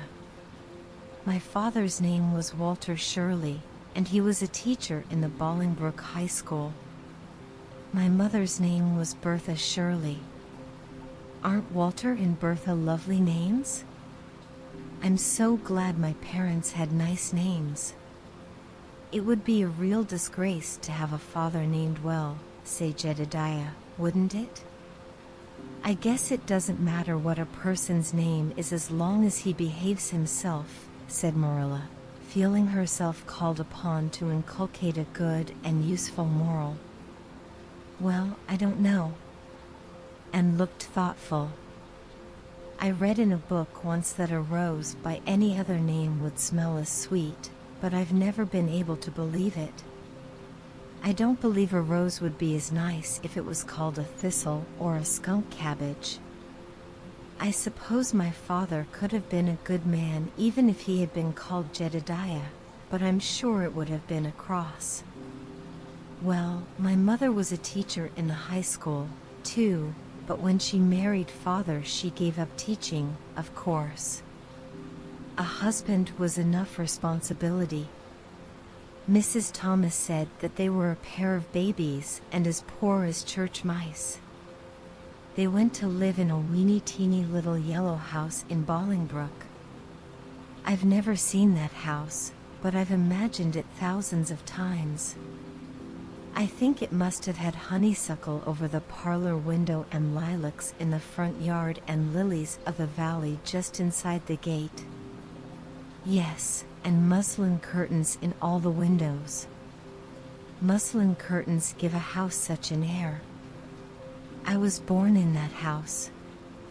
Mrs. Thomas said I was the homeliest baby she ever saw. I was so scrawny and tiny and nothing but eyes, but that mother thought I was perfectly beautiful. I should think a mother would be a better judge than a poor woman who came in to scrub, wouldn't you? I'm glad she was satisfied with me anyhow. I would feel so sad if I thought I was a disappointment to her because she didn't live very long after that, you see. She died of fever when I was just 3 months old. I do wish she'd lived long enough for me to remember calling her mother. I think it would be so sweet to say mother, don't you? And father died 4 days afterwards from fever too. That left me an orphan and folks were at their wits' end, so Mrs. Thomas said, what to do with me? You see, nobody wanted me even then. It seems to be my fate. Father and mother had both come from places far away, and it was well known they hadn't any relatives living.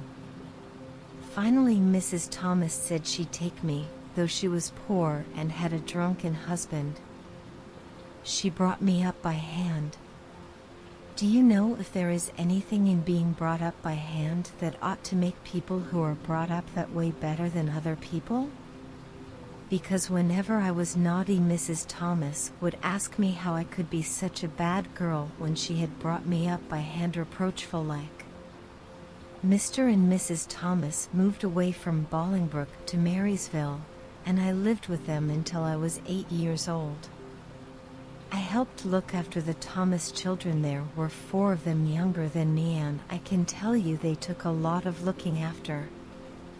Then Mr. Thomas was killed falling under a train, and his mother offered to take Mrs. Thomas and the children, but she didn't want me. Mrs. Thomas was at her wits' end, so she said, what to do with me? Then Mrs. Hammond from up the river came down and said she'd take me, seeing I was handy with children, and I went up the river to live with her in a little clearing among the stumps. It was a very lonesome place. I'm sure I could never have lived there if I hadn't had an imagination. Mr. Hammond worked a little sawmill up there, and Mrs. Hammond had 8 children. She had twins 3 times. I like babies in moderation, but twins 3 times in succession is too much. I told Mrs. Hammond so firmly when the last pair came. I used to get so dreadfully tired carrying them about. I lived upriver with Mrs. Hammond over 2 years, and then Mr. Hammond died and Mrs. Hammond broke up housekeeping. She divided her children among her relatives and went to the States. I had to go to the asylum at Hopeton, because nobody would take me. They didn't want me at the asylum either. They said they were overcrowded as it was. But they had to take me, and I was there 4 months until Mrs. Spencer came. And finished up with another sigh, of relief this time. Evidently she did not like talking about her experiences in a world that had not wanted her. Did you ever go to school? Demanded Marilla, turning the sorrel mare down the shore road. Not a great deal. I went a little the last year I stayed with Mrs. Thomas. When I went upriver, we were so far from a school that I couldn't walk it in winter, and there was a vacation in summer, so I could only go in the spring and fall. But of course I went while I was at the asylum. I can read pretty well, and I know ever so many pieces of poetry off by heart. The Battle of Hohenlinden and Edinburgh after Flodden, and Bingen of the Rhine, and Lost of the Lady of the Lake, and most of the Seasons by James Thompson. Don't you just love poetry that gives you a crinkly feeling up and down your back? There is a piece in the 5th Reader The Downfall of Poland that is just full of thrills.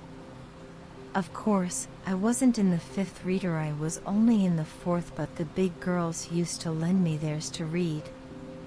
Were those women, Mrs. Thomas and Mrs. Hammond, good to you? Asked Marilla, looking at Anne out of the corner of her eye. Faltered Anne. Her sensitive little face suddenly flushed scarlet, and embarrassment sat on her brow. Oh, they meant to be, I know they meant to be just as good and kind as possible. And when people mean to be good to you, you don't mind very much when they're not quite always. They had a good deal to worry them, you know. It's very trying to have a drunken husband, you see, and it must be very trying to have twins 3 times in succession, don't you think? But I feel sure they meant to be good to me." Marilla asked no more questions, and gave herself up to a silent rapture over the shore road, and Marilla guided the sorrel abstractedly while she pondered deeply. Pity was suddenly stirring in her heart for the child. What a starved, unloved life she had had, a life of drudgery and poverty and neglect, for Marilla was shrewd enough to read between the lines of Anne's history and divine the truth. No wonder she had been so delighted at the prospect of a real home. It was a pity she had to be sent back. What if she, Marilla, should indulge Matthew's unaccountable whim and let her stay? He was set on it, and the child seemed a nice, teachable little thing. She's got too much to say, thought Marilla, but she might be trained out of that. And there's nothing rude or slangy in what she does say. She's ladylike. It's likely her people were nice folks. The shore road was woodsy and wild and lonesome. On the right hand, scrub firs, their spirits quite unbroken by long years of tussle with the Gulf winds, grew thickly. On the left were the steep red sandstone cliffs, so near the track in places that a mare of less steadiness that the sorrel might have tried the nerves of the people behind her. Down at the base of the cliffs were heaps of surf-worn rocks or little sandy coves inlaid with pebbles as with ocean jewels.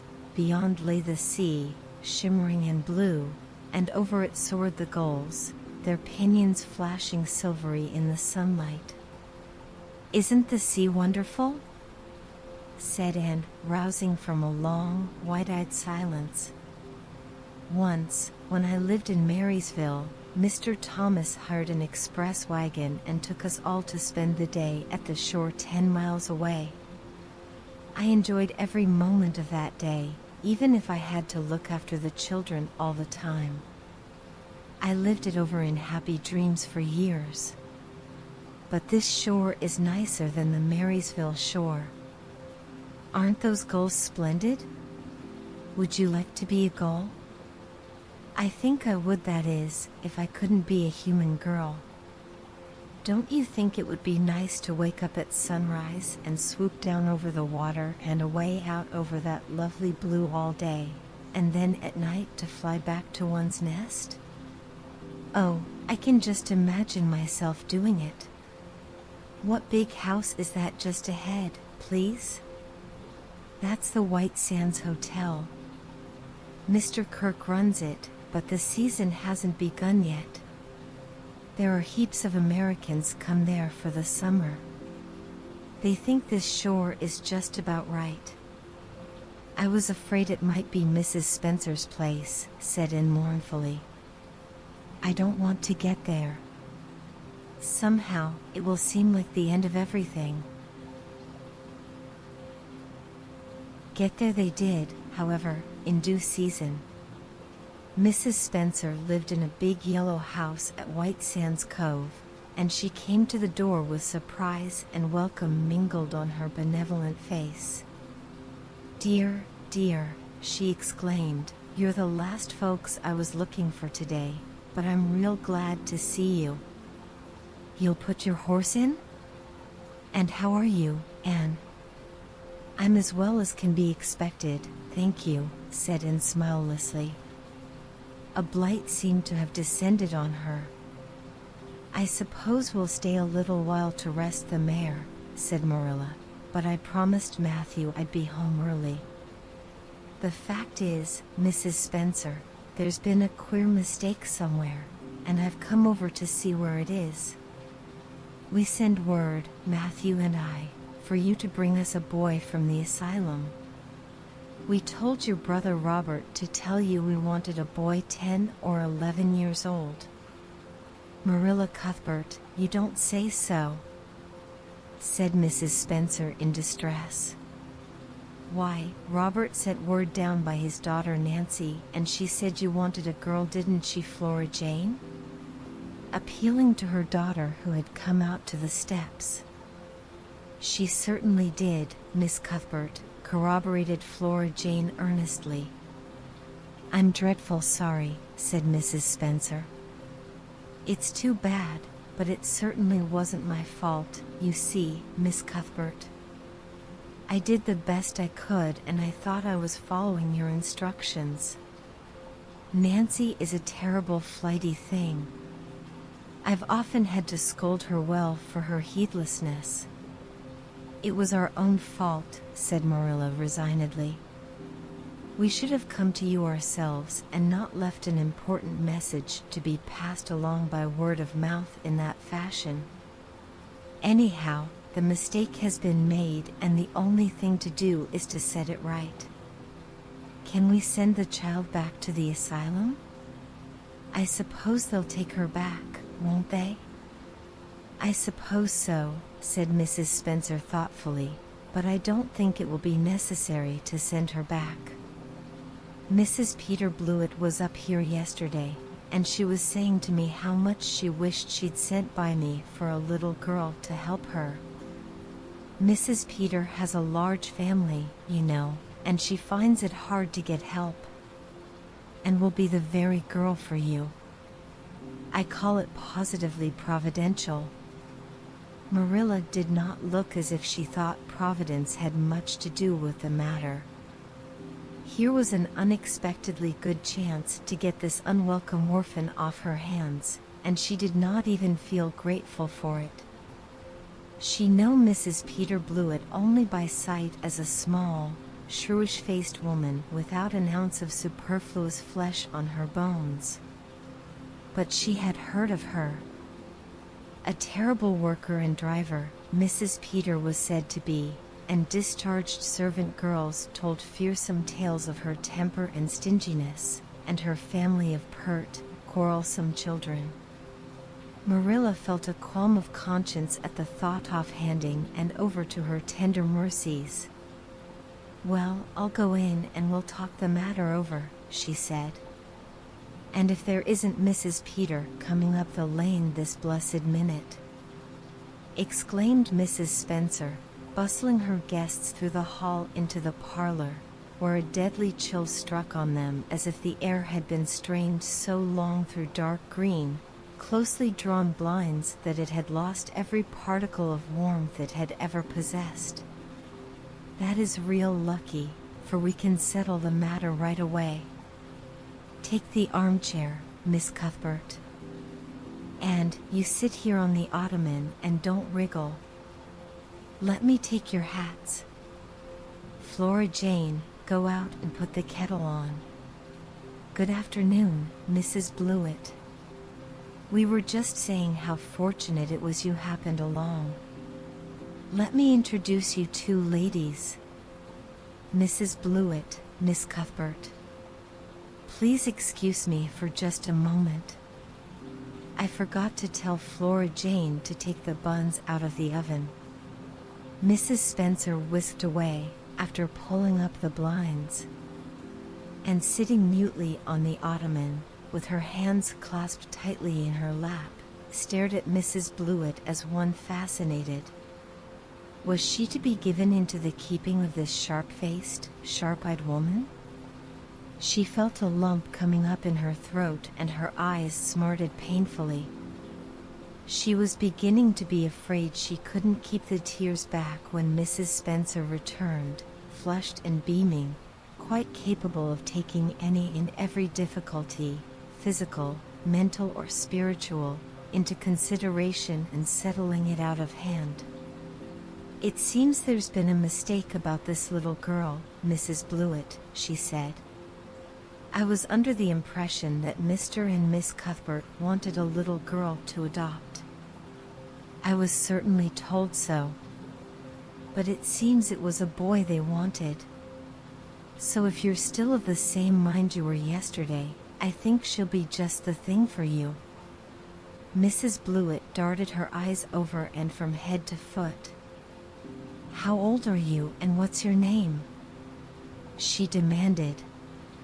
"Anne Shirley," faltered the shrinking child, not daring to make any stipulations regarding the spelling thereof, and I'm 11 years old. Humph. You don't look as if there was much to you. But you're wiry. I don't know, but the wiry ones are the best after all. Well, if I take you, you'll have to be a good girl, you know, good and smart and respectful. I'll expect you to earn your keep, and no mistake about that. Yes, I suppose I might as well take her off your hands, Miss Cuthbert. The baby's awful fractious, and I'm clean worn out attending to him. If you like, I can take her right home now. Marilla looked at Anne and softened at sight of the child's pale face with its look of mute misery, the misery of a helpless little creature who finds itself once more caught in the trap from which it had escaped. Marilla felt an uncomfortable conviction that, if she denied the appeal of that look, it would haunt her to her dying day. Moreover, she did not fancy Mrs. Blewett. To hand a sensitive, high-strung child over to such a woman. No, she could not take the responsibility of doing that. Well, I don't know, she said slowly. I didn't say that Matthew and I had absolutely decided that we wouldn't keep her. In fact, I may say that Matthew is disposed to keep her. I just came over to find out how the mistake had occurred. I think I'd better take her home again and talk it over with Matthew. I feel that I oughtn't to decide on anything without consulting him. If we make up our mind not to keep her, we'll bring or send her over to you tomorrow night. If we don't, you may know that she is going to stay with us. Will that suit you, Mrs. Blewett? I suppose it'll have to, said Mrs. Blewett ungraciously. During Marilla's speech, a sunrise had been dawning on Anne's face. First the look of despair faded out, then came a faint flush of hope. Her eyes grew deep and bright as morning stars. The child was quite transfigured, and, a moment later, when Mrs. Spencer and Mrs. Blewett went out in quest of a recipe the latter had come to borrow, she sprang up and flew across the room to Marilla. Oh, Miss Cuthbert, did you really say that perhaps you would let me stay at Green Gables? She said, in a breathless whisper, as if speaking aloud might shatter the glorious possibility. Did you really say it? Or did I only imagine that you did? I think you'd better learn to control that imagination of yours. And if you can't distinguish between what is real and what isn't, said Marilla crossly. Yes, you did hear me say just that and no more. It isn't decided yet, and perhaps we'll conclude to let Mrs. Blewett take you after all. She certainly needs you much more than I do. I'd rather go back to the asylum than go to live with her, said Anne passionately. She looks exactly like a gimlet. Marilla smothered a smile under the conviction that Anne must be reproved for such a speech. A little girl like you should be ashamed of talking so about a lady and a stranger, she said severely. Go back and sit down quietly and hold your tongue and behave as a good girl should. I'll try to do and be anything you want me, if you'll only keep me, said Anne, returning meekly to her ottoman. When they arrived back at Green Gables that evening, Matthew met them in the lane. Marilla from afar had noted him prowling along it and guessed his motive. She was prepared for the relief she read in his face when he saw that she had at least brought back and back with her. But she said nothing to him relative to the affair until they were both out in the yard behind the barn milking the cows. Then she briefly told him Anne's history and the result of the interview with Mrs. Spencer. I wouldn't give a dog I liked to that Blewett woman, said Matthew with unusual vim. I don't fancy her style myself, admitted Marilla. but it's that or keeping her ourselves, Matthew. And since you seem to want her, I suppose I'm willing or have to be. I've been thinking over the idea until I've got kind of used to it. It seems a sort of duty. I've never brought up a child, especially a girl, and I dare say I'll make a terrible mess of it. But I'll do my best. So far as I'm concerned, Matthew, she may stay. Matthew's shy face was a glow of delight. Well now, I reckoned you'd come to see it in that light, Marilla, he said. She's such an interesting little thing. It'd be more to the point if you could say she was a useful little thing, retorted Marilla, but I'll make it my business to see she's trained to be that. And mind, Matthew, you're not to go interfering with my methods. Perhaps an old maid doesn't know much about bringing up a child, but I guess she knows more than an old bachelor. So you just leave me to manage her. When I fail, it'll be time enough to put your oar in. There, Marilla, you can have your own way, said Matthew reassuringly. Only be as good and kind to her as you can without spoiling her. I kind of think she's one of the sort you can do anything with if you only get her to love you. Marilla sniffed, to express her contempt for Matthew's opinions concerning anything feminine, and walked off to the dairy with the pails. I won't tell her tonight that she can stay, she reflected, as she strained the milk into the creamers. She'd be so excited that she wouldn't sleep a wink. Marilla Cuthbert, you're fairly in for it. Did you ever suppose you'd see the day when you'd be adopting an orphan girl? It's surprising enough, but not so surprising as that Matthew should be at the bottom of it, him that always seemed to have such a mortal dread of little girls. Anyhow, we've decided on the experiment, and goodness only knows what will come of it. And says her prayers when Marilla took Anne up to bed that night. She said stiffly, now, and I noticed last night that you threw your clothes all about the floor when you took them off. That is a very untidy habit, and I can't allow it at all. As soon as you take off any article of clothing, fold it neatly and place it on the chair. I haven't any use at all for little girls who aren't neat. I was so harrowed up in my mind last night that I didn't think about my clothes at all, said Anne. I'll fold them nicely tonight. They always made us do that at the asylum. Half the time, though, I'd forget. I'd be in such a hurry to get into bed nice and quiet and imagine things.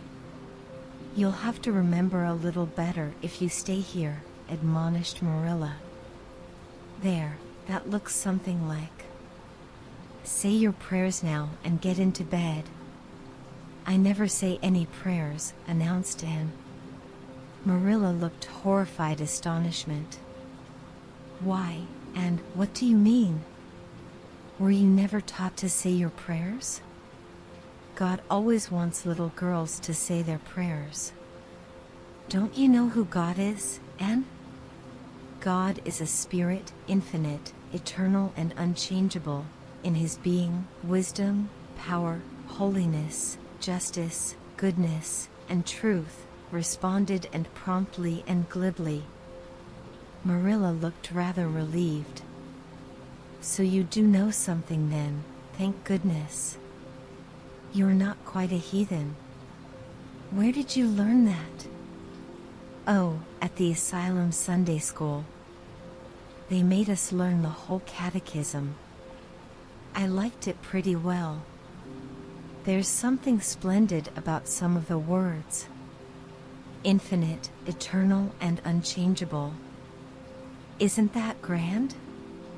It has such a roll to it, just like a big organ playing.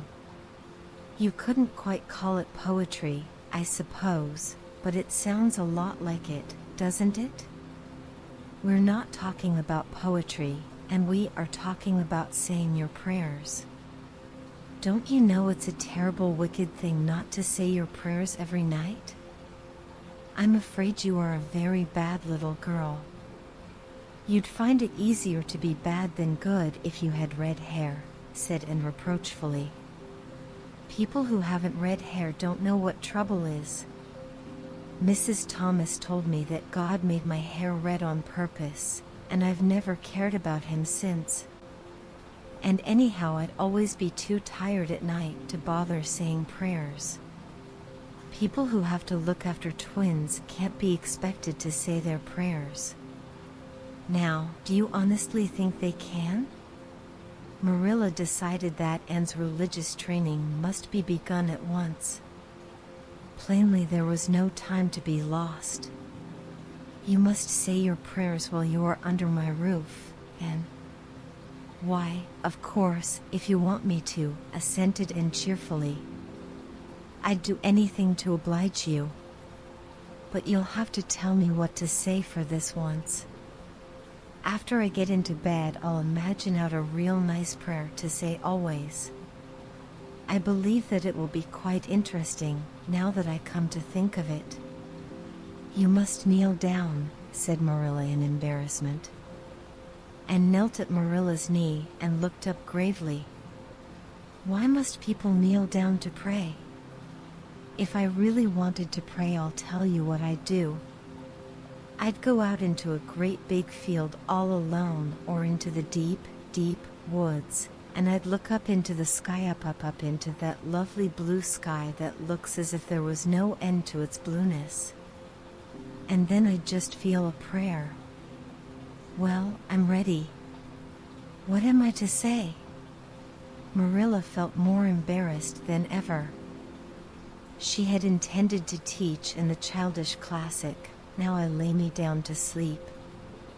But she had, as I have told you, the glimmerings of a sense of humor, which is simply another name for a sense of fitness of things, and it suddenly occurred to her that that simple little prayer, sacred to white-robed childhood lisping at motherly knees, was entirely unsuited to this freckled witch of a girl who knew and cared nothing about God's love, since she had never had it translated to her through the medium of human love.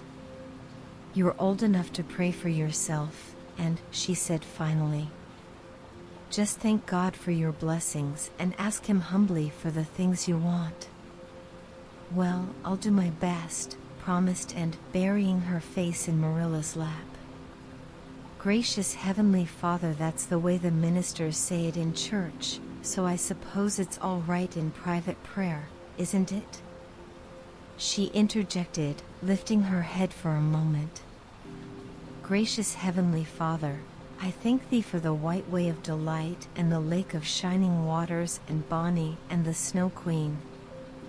I'm really extremely grateful for them.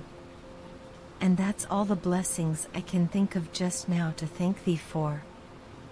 As for the things I want, they're so numerous that it would take a great deal of time to name them all, so I will only mention the two most important. Please let me stay at Green Gables, and please let me be good-looking when I grow up. I remain, yours respectfully, Anne Shirley." "There, did I do all right?" she asked eagerly, getting up. "I could have made it much more flowery if I'd had a little more time to think it over." Poor Marilla was only preserved from complete collapse by remembering that it was not irreverence, but simply spiritual ignorance on the part of Anne that was responsible for this extraordinary petition. She tucked the child up in bed, mentally vowing that she should be taught a prayer the very next day, and was leaving the room with the light when Anne called her back. "I've just thought of it now. I should have said amen in place of yours respectfully, shouldn't I, the way the ministers do? I'd forgotten it, but I felt a prayer should be finished off in some way, so I put in the other. Do you suppose it will make any difference?" I don't suppose it will," said Marilla. "Go to sleep now like a good child. Good night." "I can only say good night tonight with a clear conscience," said Anne, cuddling luxuriously down among her pillows. Marilla retreated to the kitchen, set the candle firmly on the table, and glared at Matthew. "Matthew Cuthbert, it's about time somebody adopted that child and taught her something. She's next door to a perfect heathen.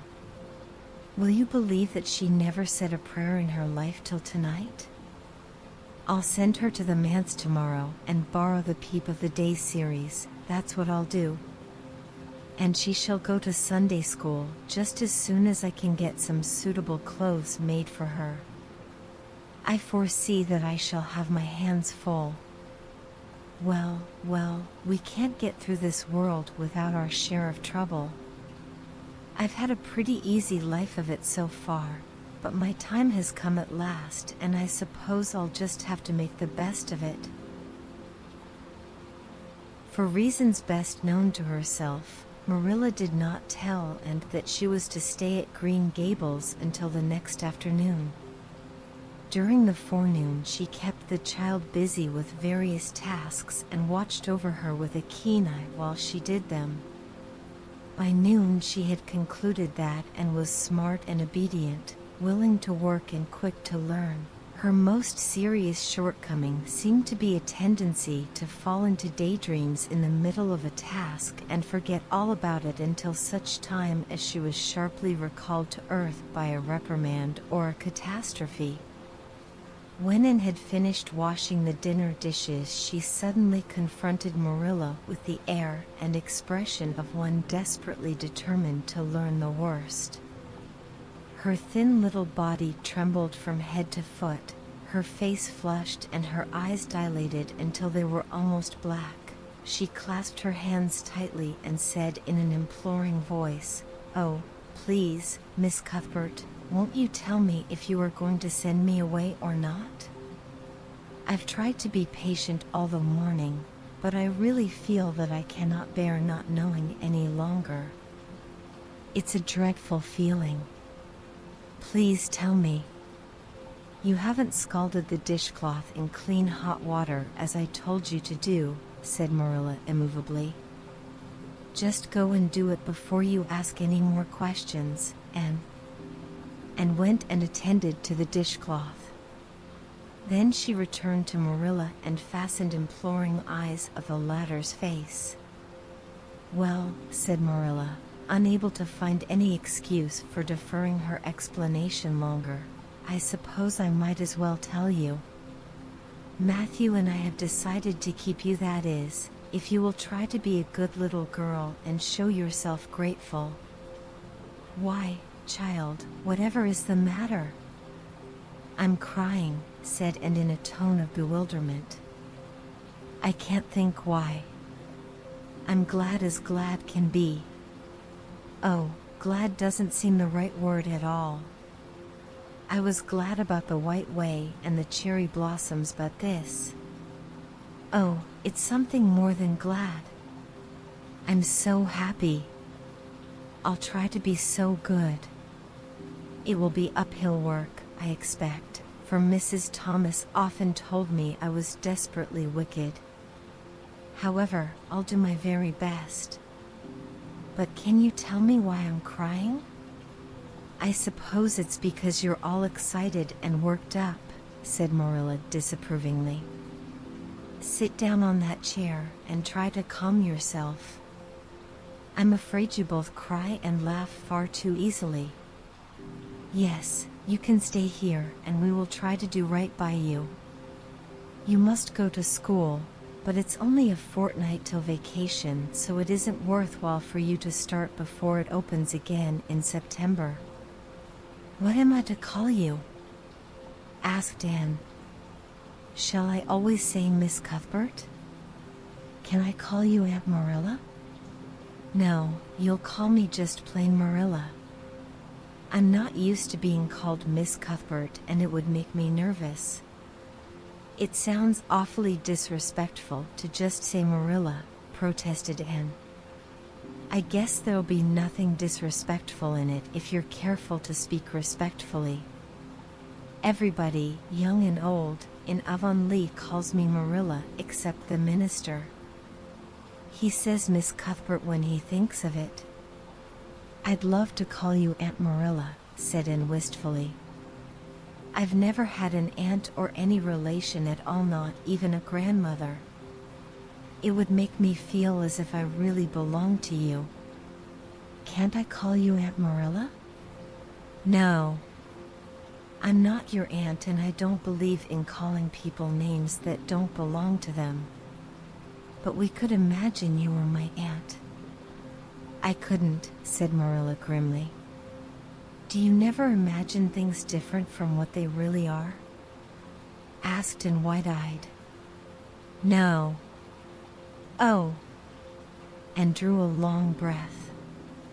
Oh, Miss Marilla, how much you miss.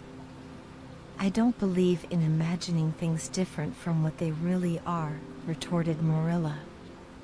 When the Lord puts us in certain circumstances, He doesn't mean for us to imagine them away.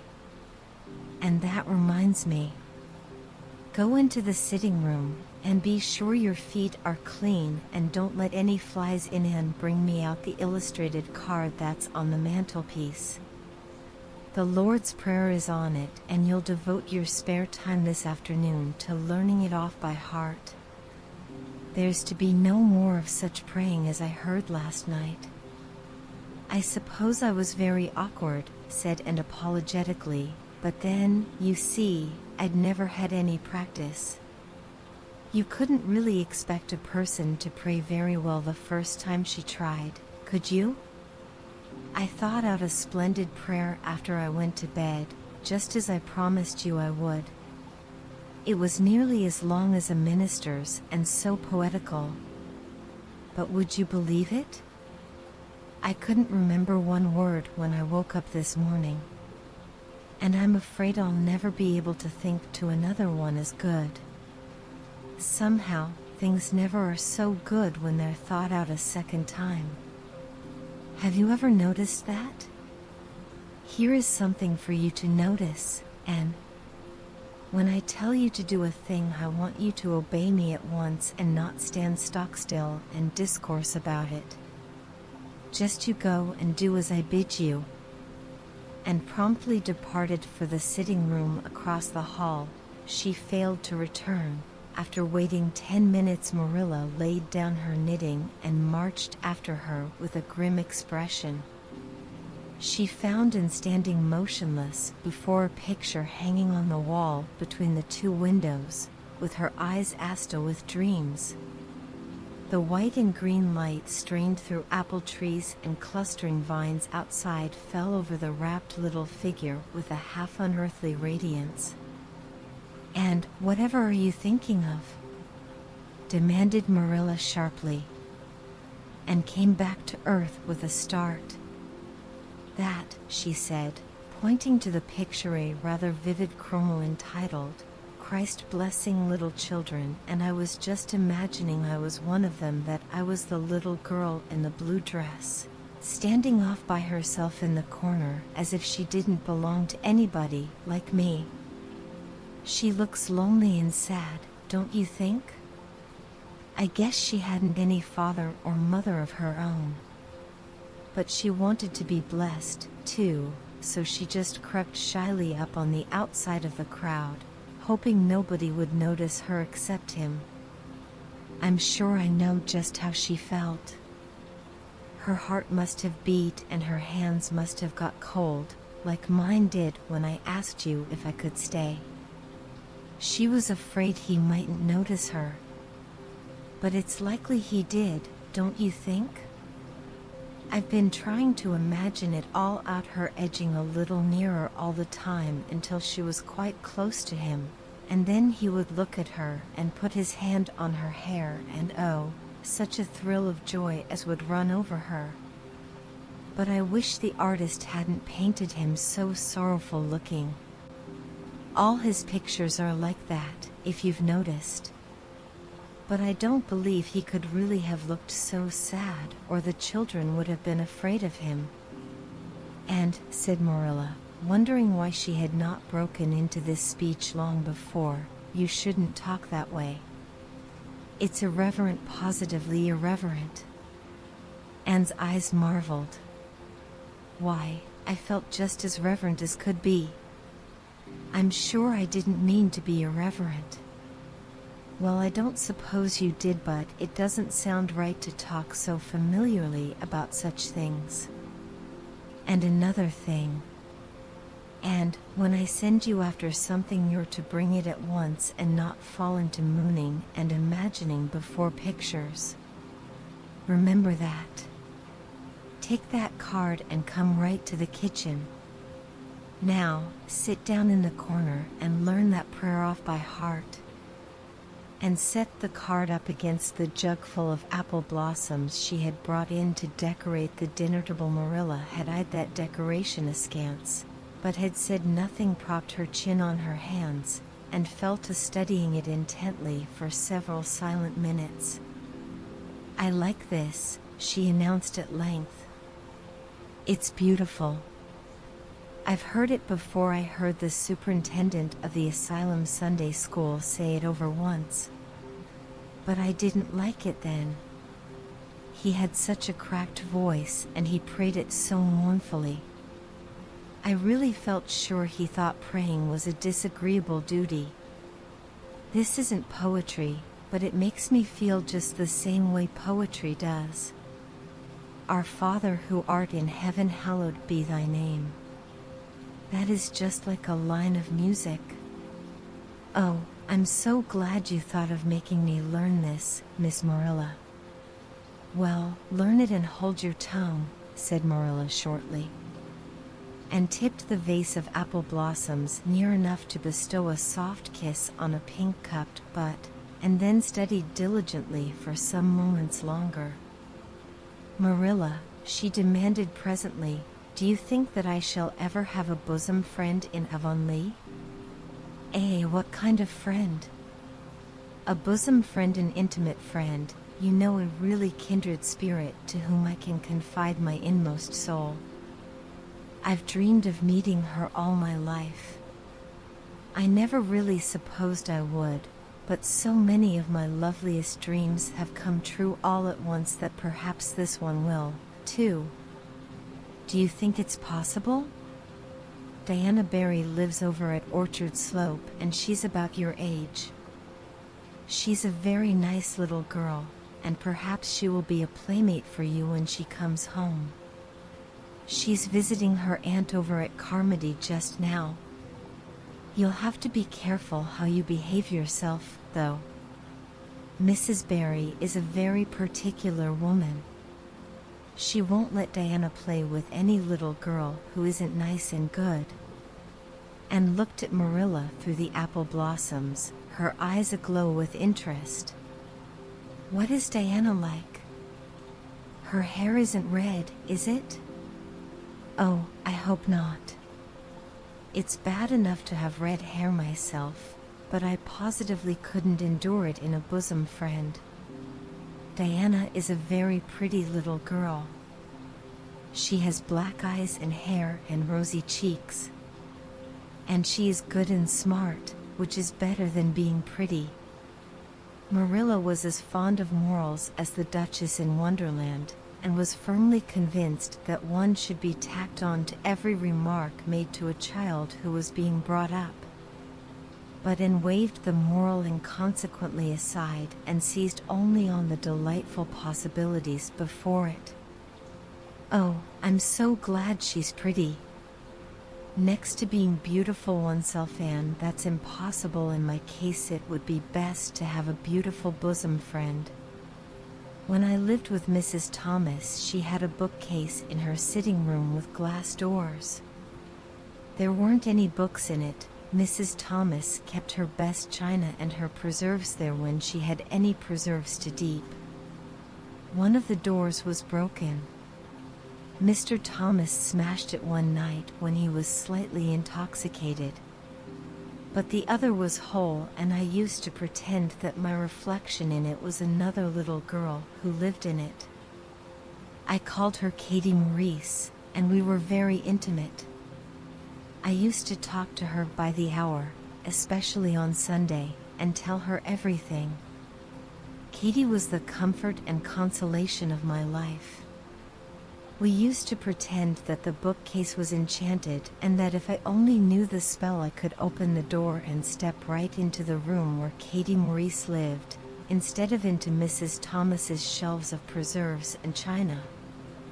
And then Katie Maurice would have taken me by the hand and led me out into a wonderful place, all flowers and sunshine and fairies, and we would have lived there happy forever after.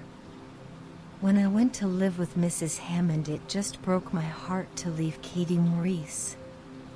She felt it dreadfully, too, I know she did, for she was crying when she kissed me goodbye through the bookcase door. There was no bookcase at Mrs. Hammond's. But just up the river a little way from the house there was a long green little valley, and the loveliest echo lived there. It echoed back every word you said, even if you didn't talk a bit loud. So I imagined that it was a little girl called Violetta, and we were great friends, and I loved her almost as well as I loved Katie Maurice. Not quite, but almost, you know. The night before I went to the asylum I said goodbye to Violetta, and oh, her goodbye came back to me in such sad, sad tones. I had become so attached to her that I hadn't the heart to imagine a bosom friend at the asylum, even if there had been any scope for imagination there.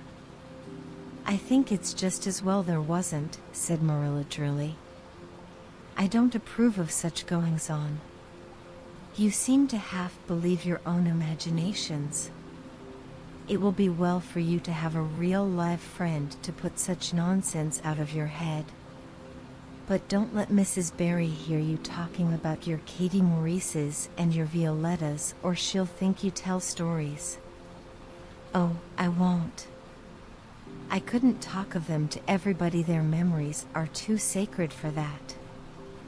But I thought I'd like to have you know about them.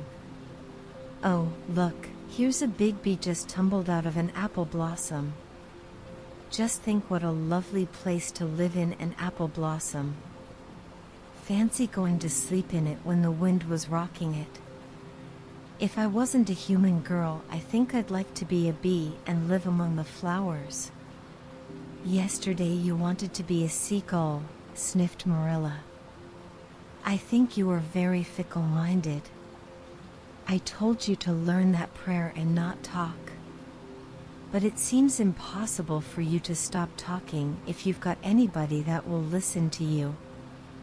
So go up to your room and learn it. Oh, I know it pretty nearly all now, but just the last line. Well, never mind, do as I tell you. Go to your room and finish learning it well, and stay there until I call you down to help me get tea. Can I take the apple blossoms with me for company? Pleaded Anne. No, you don't want your room cluttered up with flowers. You should have left them on the tree in the first place.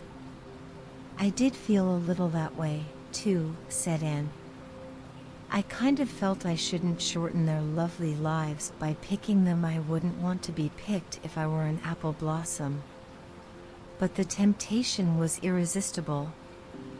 What do you do when you meet with an irresistible temptation? And, did you hear me tell you to go to your room?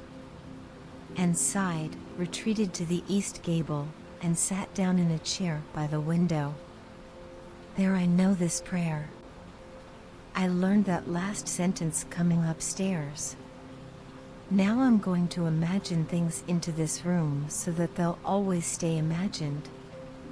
The floor is covered with a white velvet carpet with pink roses all over it, and there are pink silk curtains at the windows. The furniture is mahogany. I never saw any mahogany, but it does sound so luxurious. This is a couch all heaped with gorgeous silken cushions, pink and blue and crimson and gold, and I am reclining gracefully on it. I can see my reflection in that splendid big mirror hanging on the wall. I am tall and regal, clad in a gown of trailing white lace, with a pearl cross on my breast and pearls in my hair. My hair is of midnight darkness, and my skin is a clear ivory pallor. My name is the Lady Cordelia Fitzgerald. No, it isn't. I can't make that seem real. She danced up to the little looking glass and peered into it. Her pointed freckled face and solemn gray eyes peered back at her. "You're only Anne of Green Gables," she said earnestly, "and I see you, just as you are looking now, whenever I try to imagine I'm the Lady Cordelia. But it's a million times nicer to be Anne of Green Gables than Anne of Nowhere in particular, isn't it?" She bent forward, kissed her reflection affectionately, and betook herself to the open window. "Dear Snow Queen, good afternoon." "And good afternoon, dear birches down in the hollow." "And good afternoon, dear gray house up on the hill." "I wonder if Diana is to be my bosom friend." "I hope she will, and I shall love her very much. But I must never quite forget Katie Maurice and Violetta. They would feel so hurt if I did, and I'd hate to hurt anybody's feelings, even a little bookcase girl's or a little echo girl's. I must be careful to remember them and send them a kiss every day." And blew a couple of airy kisses from her fingertips past the cherry blossoms, and then, with her chin in her hands, drifted luxuriously out on a sea of daydreams. And had been a fortnight at Green Gables before Mrs. Lynde arrived to inspect her. Mrs. Rachel, to do her justice, was not to blame for this. A severe and unseasonable attack of grippe had confined that good lady to her house ever since the occasion of her last visit to Green Gables. Mrs. Rachel was not often sick and had a well-defined contempt for people who were, but grippe, she asserted, was like no other illness on earth and could only be interpreted as one of the special visitations of Providence. As soon as her doctor allowed her to put her foot out of doors, she hurried up to Green Gables, bursting with curiosity to see Matthew's and Marilla's orphan, concerning whom all sorts of stories and suppositions had gone abroad in Avonlea, and had made good use of every waking moment of that fortnight. Already she was acquainted with every tree and shrub about the place. She had discovered that a lane opened out below the apple orchard and ran up through a belt of woodland, and she had explored it to its furthest end in all its delicious vagaries of brook and bridge, fir coppice and wild cherry arch, corners thick with fern, and branching byways of maple and mountain ash. She had made friends with the spring down in the hollow, that wonderful deep, clear icy cold spring. It was set about with smooth red sandstones and rimmed in by great palm-like clumps of water fern, and beyond it was a log bridge over the brook. That bridge led Anne's dancing feet up over a wooded hill beyond, where perpetual twilight reigned under the straight, thick-growing firs and spruces. The only flowers there were myriads of delicate June bells, those shyest and sweetest of woodland blood, and a few pale, aerial starflowers, like the spirits of last year's blossoms. Gossamers glimmered like threads of silver among the trees, and the fir boughs and tassels seemed to utter friendly speech. All these raptured voyages of exploration were made in the odd half-hours which she was allowed for play, and Anne talked Matthew and Marilla half-deaf over her discoveries. Not that Matthew complained, to be sure. He listened to it all with a wordless smile of enjoyment on his face. Marilla permitted the chatter until she found herself becoming too interested in it, whereupon she always promptly quenched and by a curt command to hold her tongue. Anne was out in the orchard when Mrs. Rachel came, wandering at her own sweet will through the lush, tremulous grasses splashed with ruddy evening sunshine, so that good lady had an excellent chance to talk her illness fully over, describing every ache and pulse beat with such evident enjoyment that Marilla thought even grip must bring its compensations. When details were exhausted, Mrs. Rachel introduced the real reason of her call. "I've been hearing some surprising things about you and Matthew. I don't suppose you are any more surprised than I am myself," said Marilla. "I'm getting over my surprise now." "It was too bad there was such a mistake," said Mrs. Rachel sympathetically.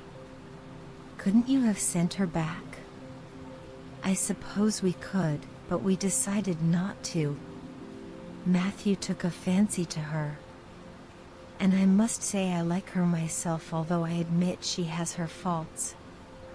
The house seems a different place already. She's a real bright little thing." Marilla said more than she had intended to say when she began, for she read disapproval in Mrs. Rachel's expression. "It's a great responsibility you've taken on yourself," said that lady gloomily, "especially when you've never had any experience with children. You don't know much about her or her real disposition, I suppose, and there's no guessing how a child like that will turn out. But I don't want to discourage you, I'm sure, Marilla." "I'm not feeling discouraged," was Marilla's dry response. "When I make up my mind to do a thing, it stays made up. I suppose you'd like to see Anne. I'll call her in." And came running in presently, her face sparkling with the delight of her orchard rovings, but, abashed at finding the delight herself in the unexpected presence of a stranger, she halted confusedly inside the door. She certainly was an odd-looking little creature in the short, tight wincey dress she had worn from the asylum, below which her thin legs seemed ungracefully long. Her freckles were more numerous and obtrusive than ever. The wind had ruffled her hatless hair into over-brilliant disorder. It had never looked redder than at that moment. "Well, they didn't pick you for your looks, that's sure and certain," was Mrs. Rachel Lynde's emphatic comment. Mrs. Rachel was one of those delightful and popular people who pride themselves on speaking their mind without fear or favor. "She's terrible skinny and homely, Marilla. Come here, child, and let me have a look at you. Lawful heart, did anyone ever see such freckles? And hair as red as carrots? Come here, child, I say." And came there, but not exactly as Mrs. Rachel expected. With one bound she crossed the kitchen floor and stood before Mrs. Rachel, her face scarlet with anger, her lips quivering, and her whole slender form trembling from head to foot. "I hate you," she cried in a choked voice, stamping her foot on the floor. "I hate you, I hate you, I hate you," a louder stamp with each assertion of hatred. "How dare you call me skinny and ugly? How dare you say I'm freckled and red-headed? You are a rude, impolite, unfeeling woman." "Anne!" exclaimed Marilla in consternation. But Anne continued to face Mrs. Rachel undauntedly, head up, eyes blazing, hands clenched, passionate indignation exhaling from her like an atmosphere. "How dare you say such things about me?" she repeated vehemently. "How would you like to have such things said about you? How would you like to be told that you are fat and clumsy and probably hadn't a spark of imagination in you? I don't care if I do hurt your feelings by saying so. I hope I hurt them. You have hurt mine worse than they were ever hurt before, even by Mrs. Thomas's intoxicated husband. And I'll never forgive you for it, never, never." Stamp. Stamp. Did anybody ever see such a temper? exclaimed the horrified Mrs. Rachel. "And go to your room and stay there until I come up," said Marilla, recovering her powers of speech with difficulty. And, bursting into tears, rushed to the hall door, slammed it until the tins on the porch wall outside rattled in sympathy, and fled through the hall and up the stairs like a whirlwind. A subdued slam above told that the door of the east gable had been shut with equal vehemence. "Well, I don't envy you your job bringing that up, Marilla," said Mrs. Rachel with unspeakable solemnity. Marilla opened her lips to say she knew not what of apology or deprecation. What she did say was a surprise to herself then and ever afterwards. "You shouldn't have twitted her about her looks, Rachel." "Marilla Cuthbert, you don't mean to say that you are upholding her in such a terrible display of temper as we've just seen?" demanded Mrs. Rachel indignantly. "No," said Marilla slowly, "I'm not trying to excuse her. She's been very naughty and I'll have to give her a talking to about it. But we must make allowances for her. She's never been taught what is right. And you were too hard on her, Rachel." Marilla could not help tacking on that last sentence, although she was again surprised at herself for doing it. Mrs. Rachel got up with an air of offended dignity. "Well, I see that I'll have to be very careful what I say after this, Marilla, since the fine feelings of orphans, brought from goodness knows where, have to be considered before anything else." "Oh, no, I'm not vexed, don't worry yourself. I'm too sorry for you to leave any room for anger in my mind. You'll have your own troubles with that child. But if you'll take my advice, which I suppose you won't do, although I've brought up 10 children and buried 2, you'll do that talking to you mention with a fair-sized birch switch. I should think that would be the most effective language for that kind of a child. Her temper matches her hair, I guess. Well, good evening, Marilla. I hope you'll come down to see me often as usual. But you can't expect me to visit here again in a hurry, if I'm liable to be flown at and insulted in such a fashion. It's something new in NY experience." Whereat Mrs. Rachel swept out and away. If a fat woman who always waddled could be said to sweep away, and Marilla, with a very solemn face, betook herself to the east gable. On the way upstairs she pondered uneasily as to what she ought to do. She felt no little dismay over the scene that had just been enacted. How unfortunate that Anne should have displayed such temper before Mrs. Rachel Lynde, of all people. Then Marilla suddenly became aware of an uncomfortable and rebuking consciousness that she felt more humiliation over this than sorrow over the discovery of such a serious defect in Anne's disposition. And how was she to punish her? The amiable suggestion of the birch switch, to the efficiency of which all of Mrs. Rachel's own children could have borne smarting testimony, did not appeal to Marilla. She did not believe she could whip a child. No, some other method of punishment must be found to bring Anne to a proper realization of the enormity of her offense. Marilla found Anne face downward on her bed, crying bitterly, quite oblivious of muddy boots on a clean counterpane. And she said not ungently, "No answer." And, with greater severity, "Get off that bed this minute and listen to what I have to say to you." And squirmed off the bed and sat rigidly on a chair beside it, her face swollen and tear-stained and her eyes fixed stubbornly on the floor. "This is a nice way for you to behave, Anne. Aren't you ashamed of yourself?"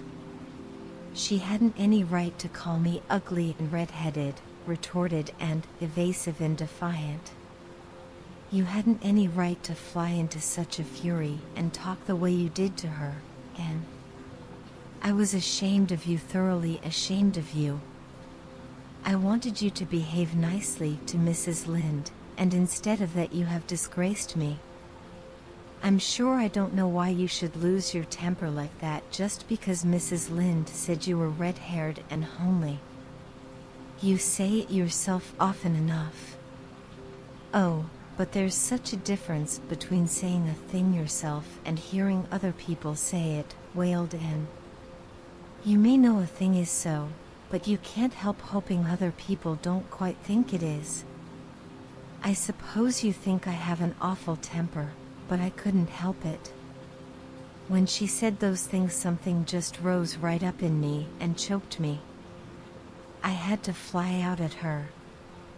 Well, you made a fine exhibition of yourself, I must say. Mrs. Lynde will have a nice story to tell about you everywhere, and she'll tell it, too. It was a dreadful thing for you to lose your temper like that, and just imagine how you would feel if somebody told you to your face that you were skinny and ugly, pleaded Anne tearfully. An old remembrance suddenly rose up before Marilla. She had been a very small child when she had heard one aunt say of her to another, "What a pity she is such a dark, homely little thing." Marilla was every day of 50 before the sting had gone out of that memory. I don't say that I think Mrs. Lynde was exactly right in saying what she did to you, and she admitted in a softer tone.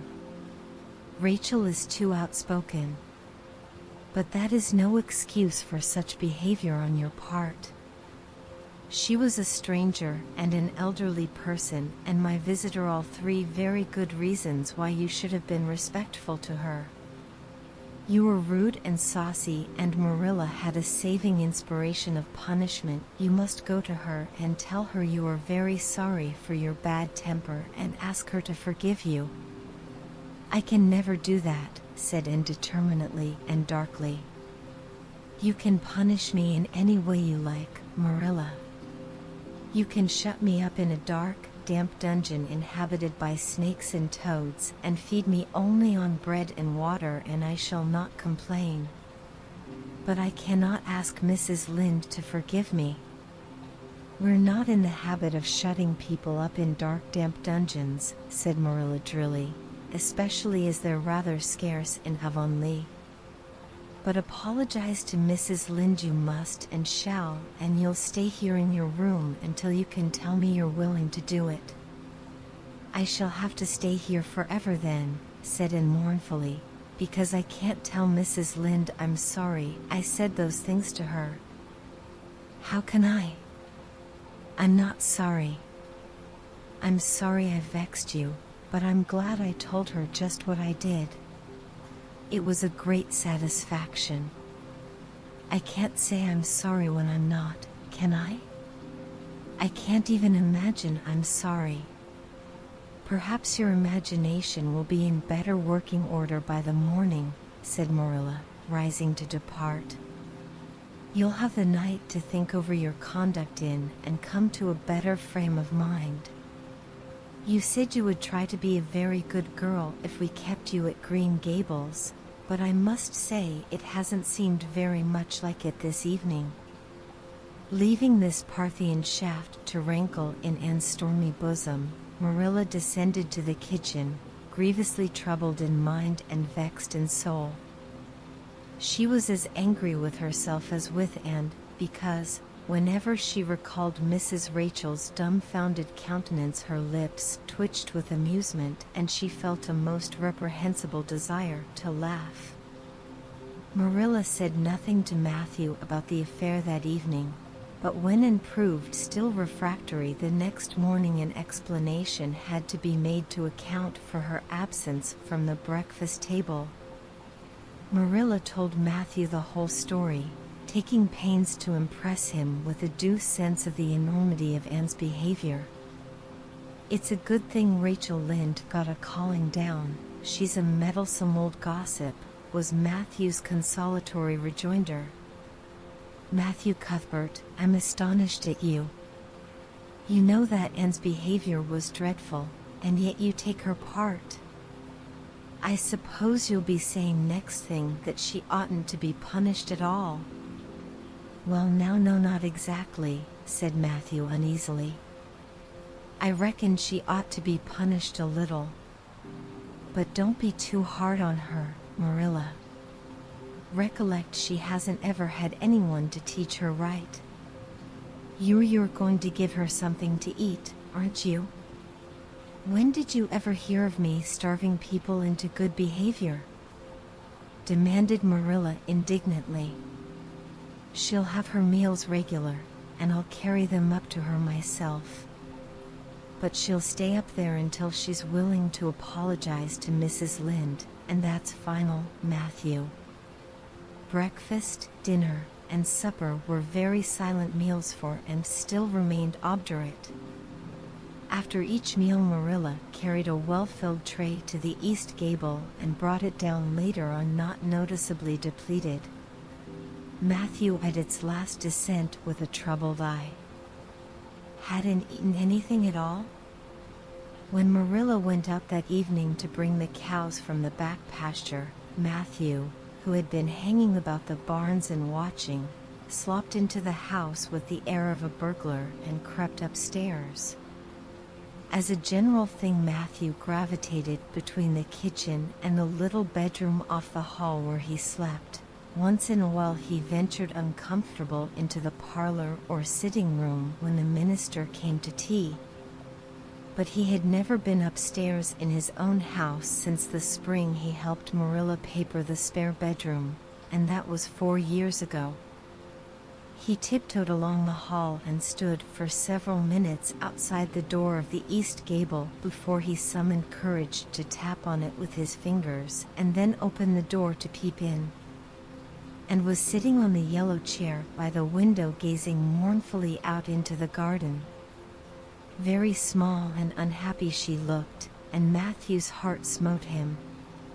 He softly closed the door and tiptoed over to her. "And," he whispered, as if afraid of being overheard, "how are you making it, Anne?" And smiled wanly. "Pretty well. I imagine a good deal, and that helps to pass the time. Of course, it's rather lonesome. But then, I may as well get used to that." And smiled again, bravely facing the long years of solitary imprisonment before her. Matthew recollected that he must say what he had come to say without loss of time, lest Marilla return prematurely. "Well now, and don't you think you'd better do it and have it over with?" he whispered. "It'll have to be done sooner or later, you know, for Marilla's a dreadful determined woman, dreadful determined, and do it right off, I say, and have it over." "Do you mean apologize to Mrs. Lynde?" "Yes, apologize, that's the very word," said Matthew eagerly. "Just smooth it over, so to speak." "That's what I was trying to get at." "I suppose I could do it to oblige you," said Anne thoughtfully. "It would be true enough to say I am sorry, because I am sorry now. I wasn't a bit sorry last night. I was mad clear through, and I stayed mad all night. I know I did, because I woke up 3 times, and I was just furious every time. But this morning it was over. I wasn't in a temper anymore, and it left a dreadful sort of goneness, too. I felt so ashamed of myself. But I just couldn't think of going and telling Mrs. Lynde so. It would be so humiliating. I made up my mind I'd stay shut up here forever rather than do that. But still, I'd do anything for you if you really want me to. Well now, of course I do. It's terrible lonesome downstairs without you. Just go and smooth things over, that's a good girl." "Very well," said Anne resignedly. "I'll tell Marilla as soon as she comes in I've repented." That's right, Anne.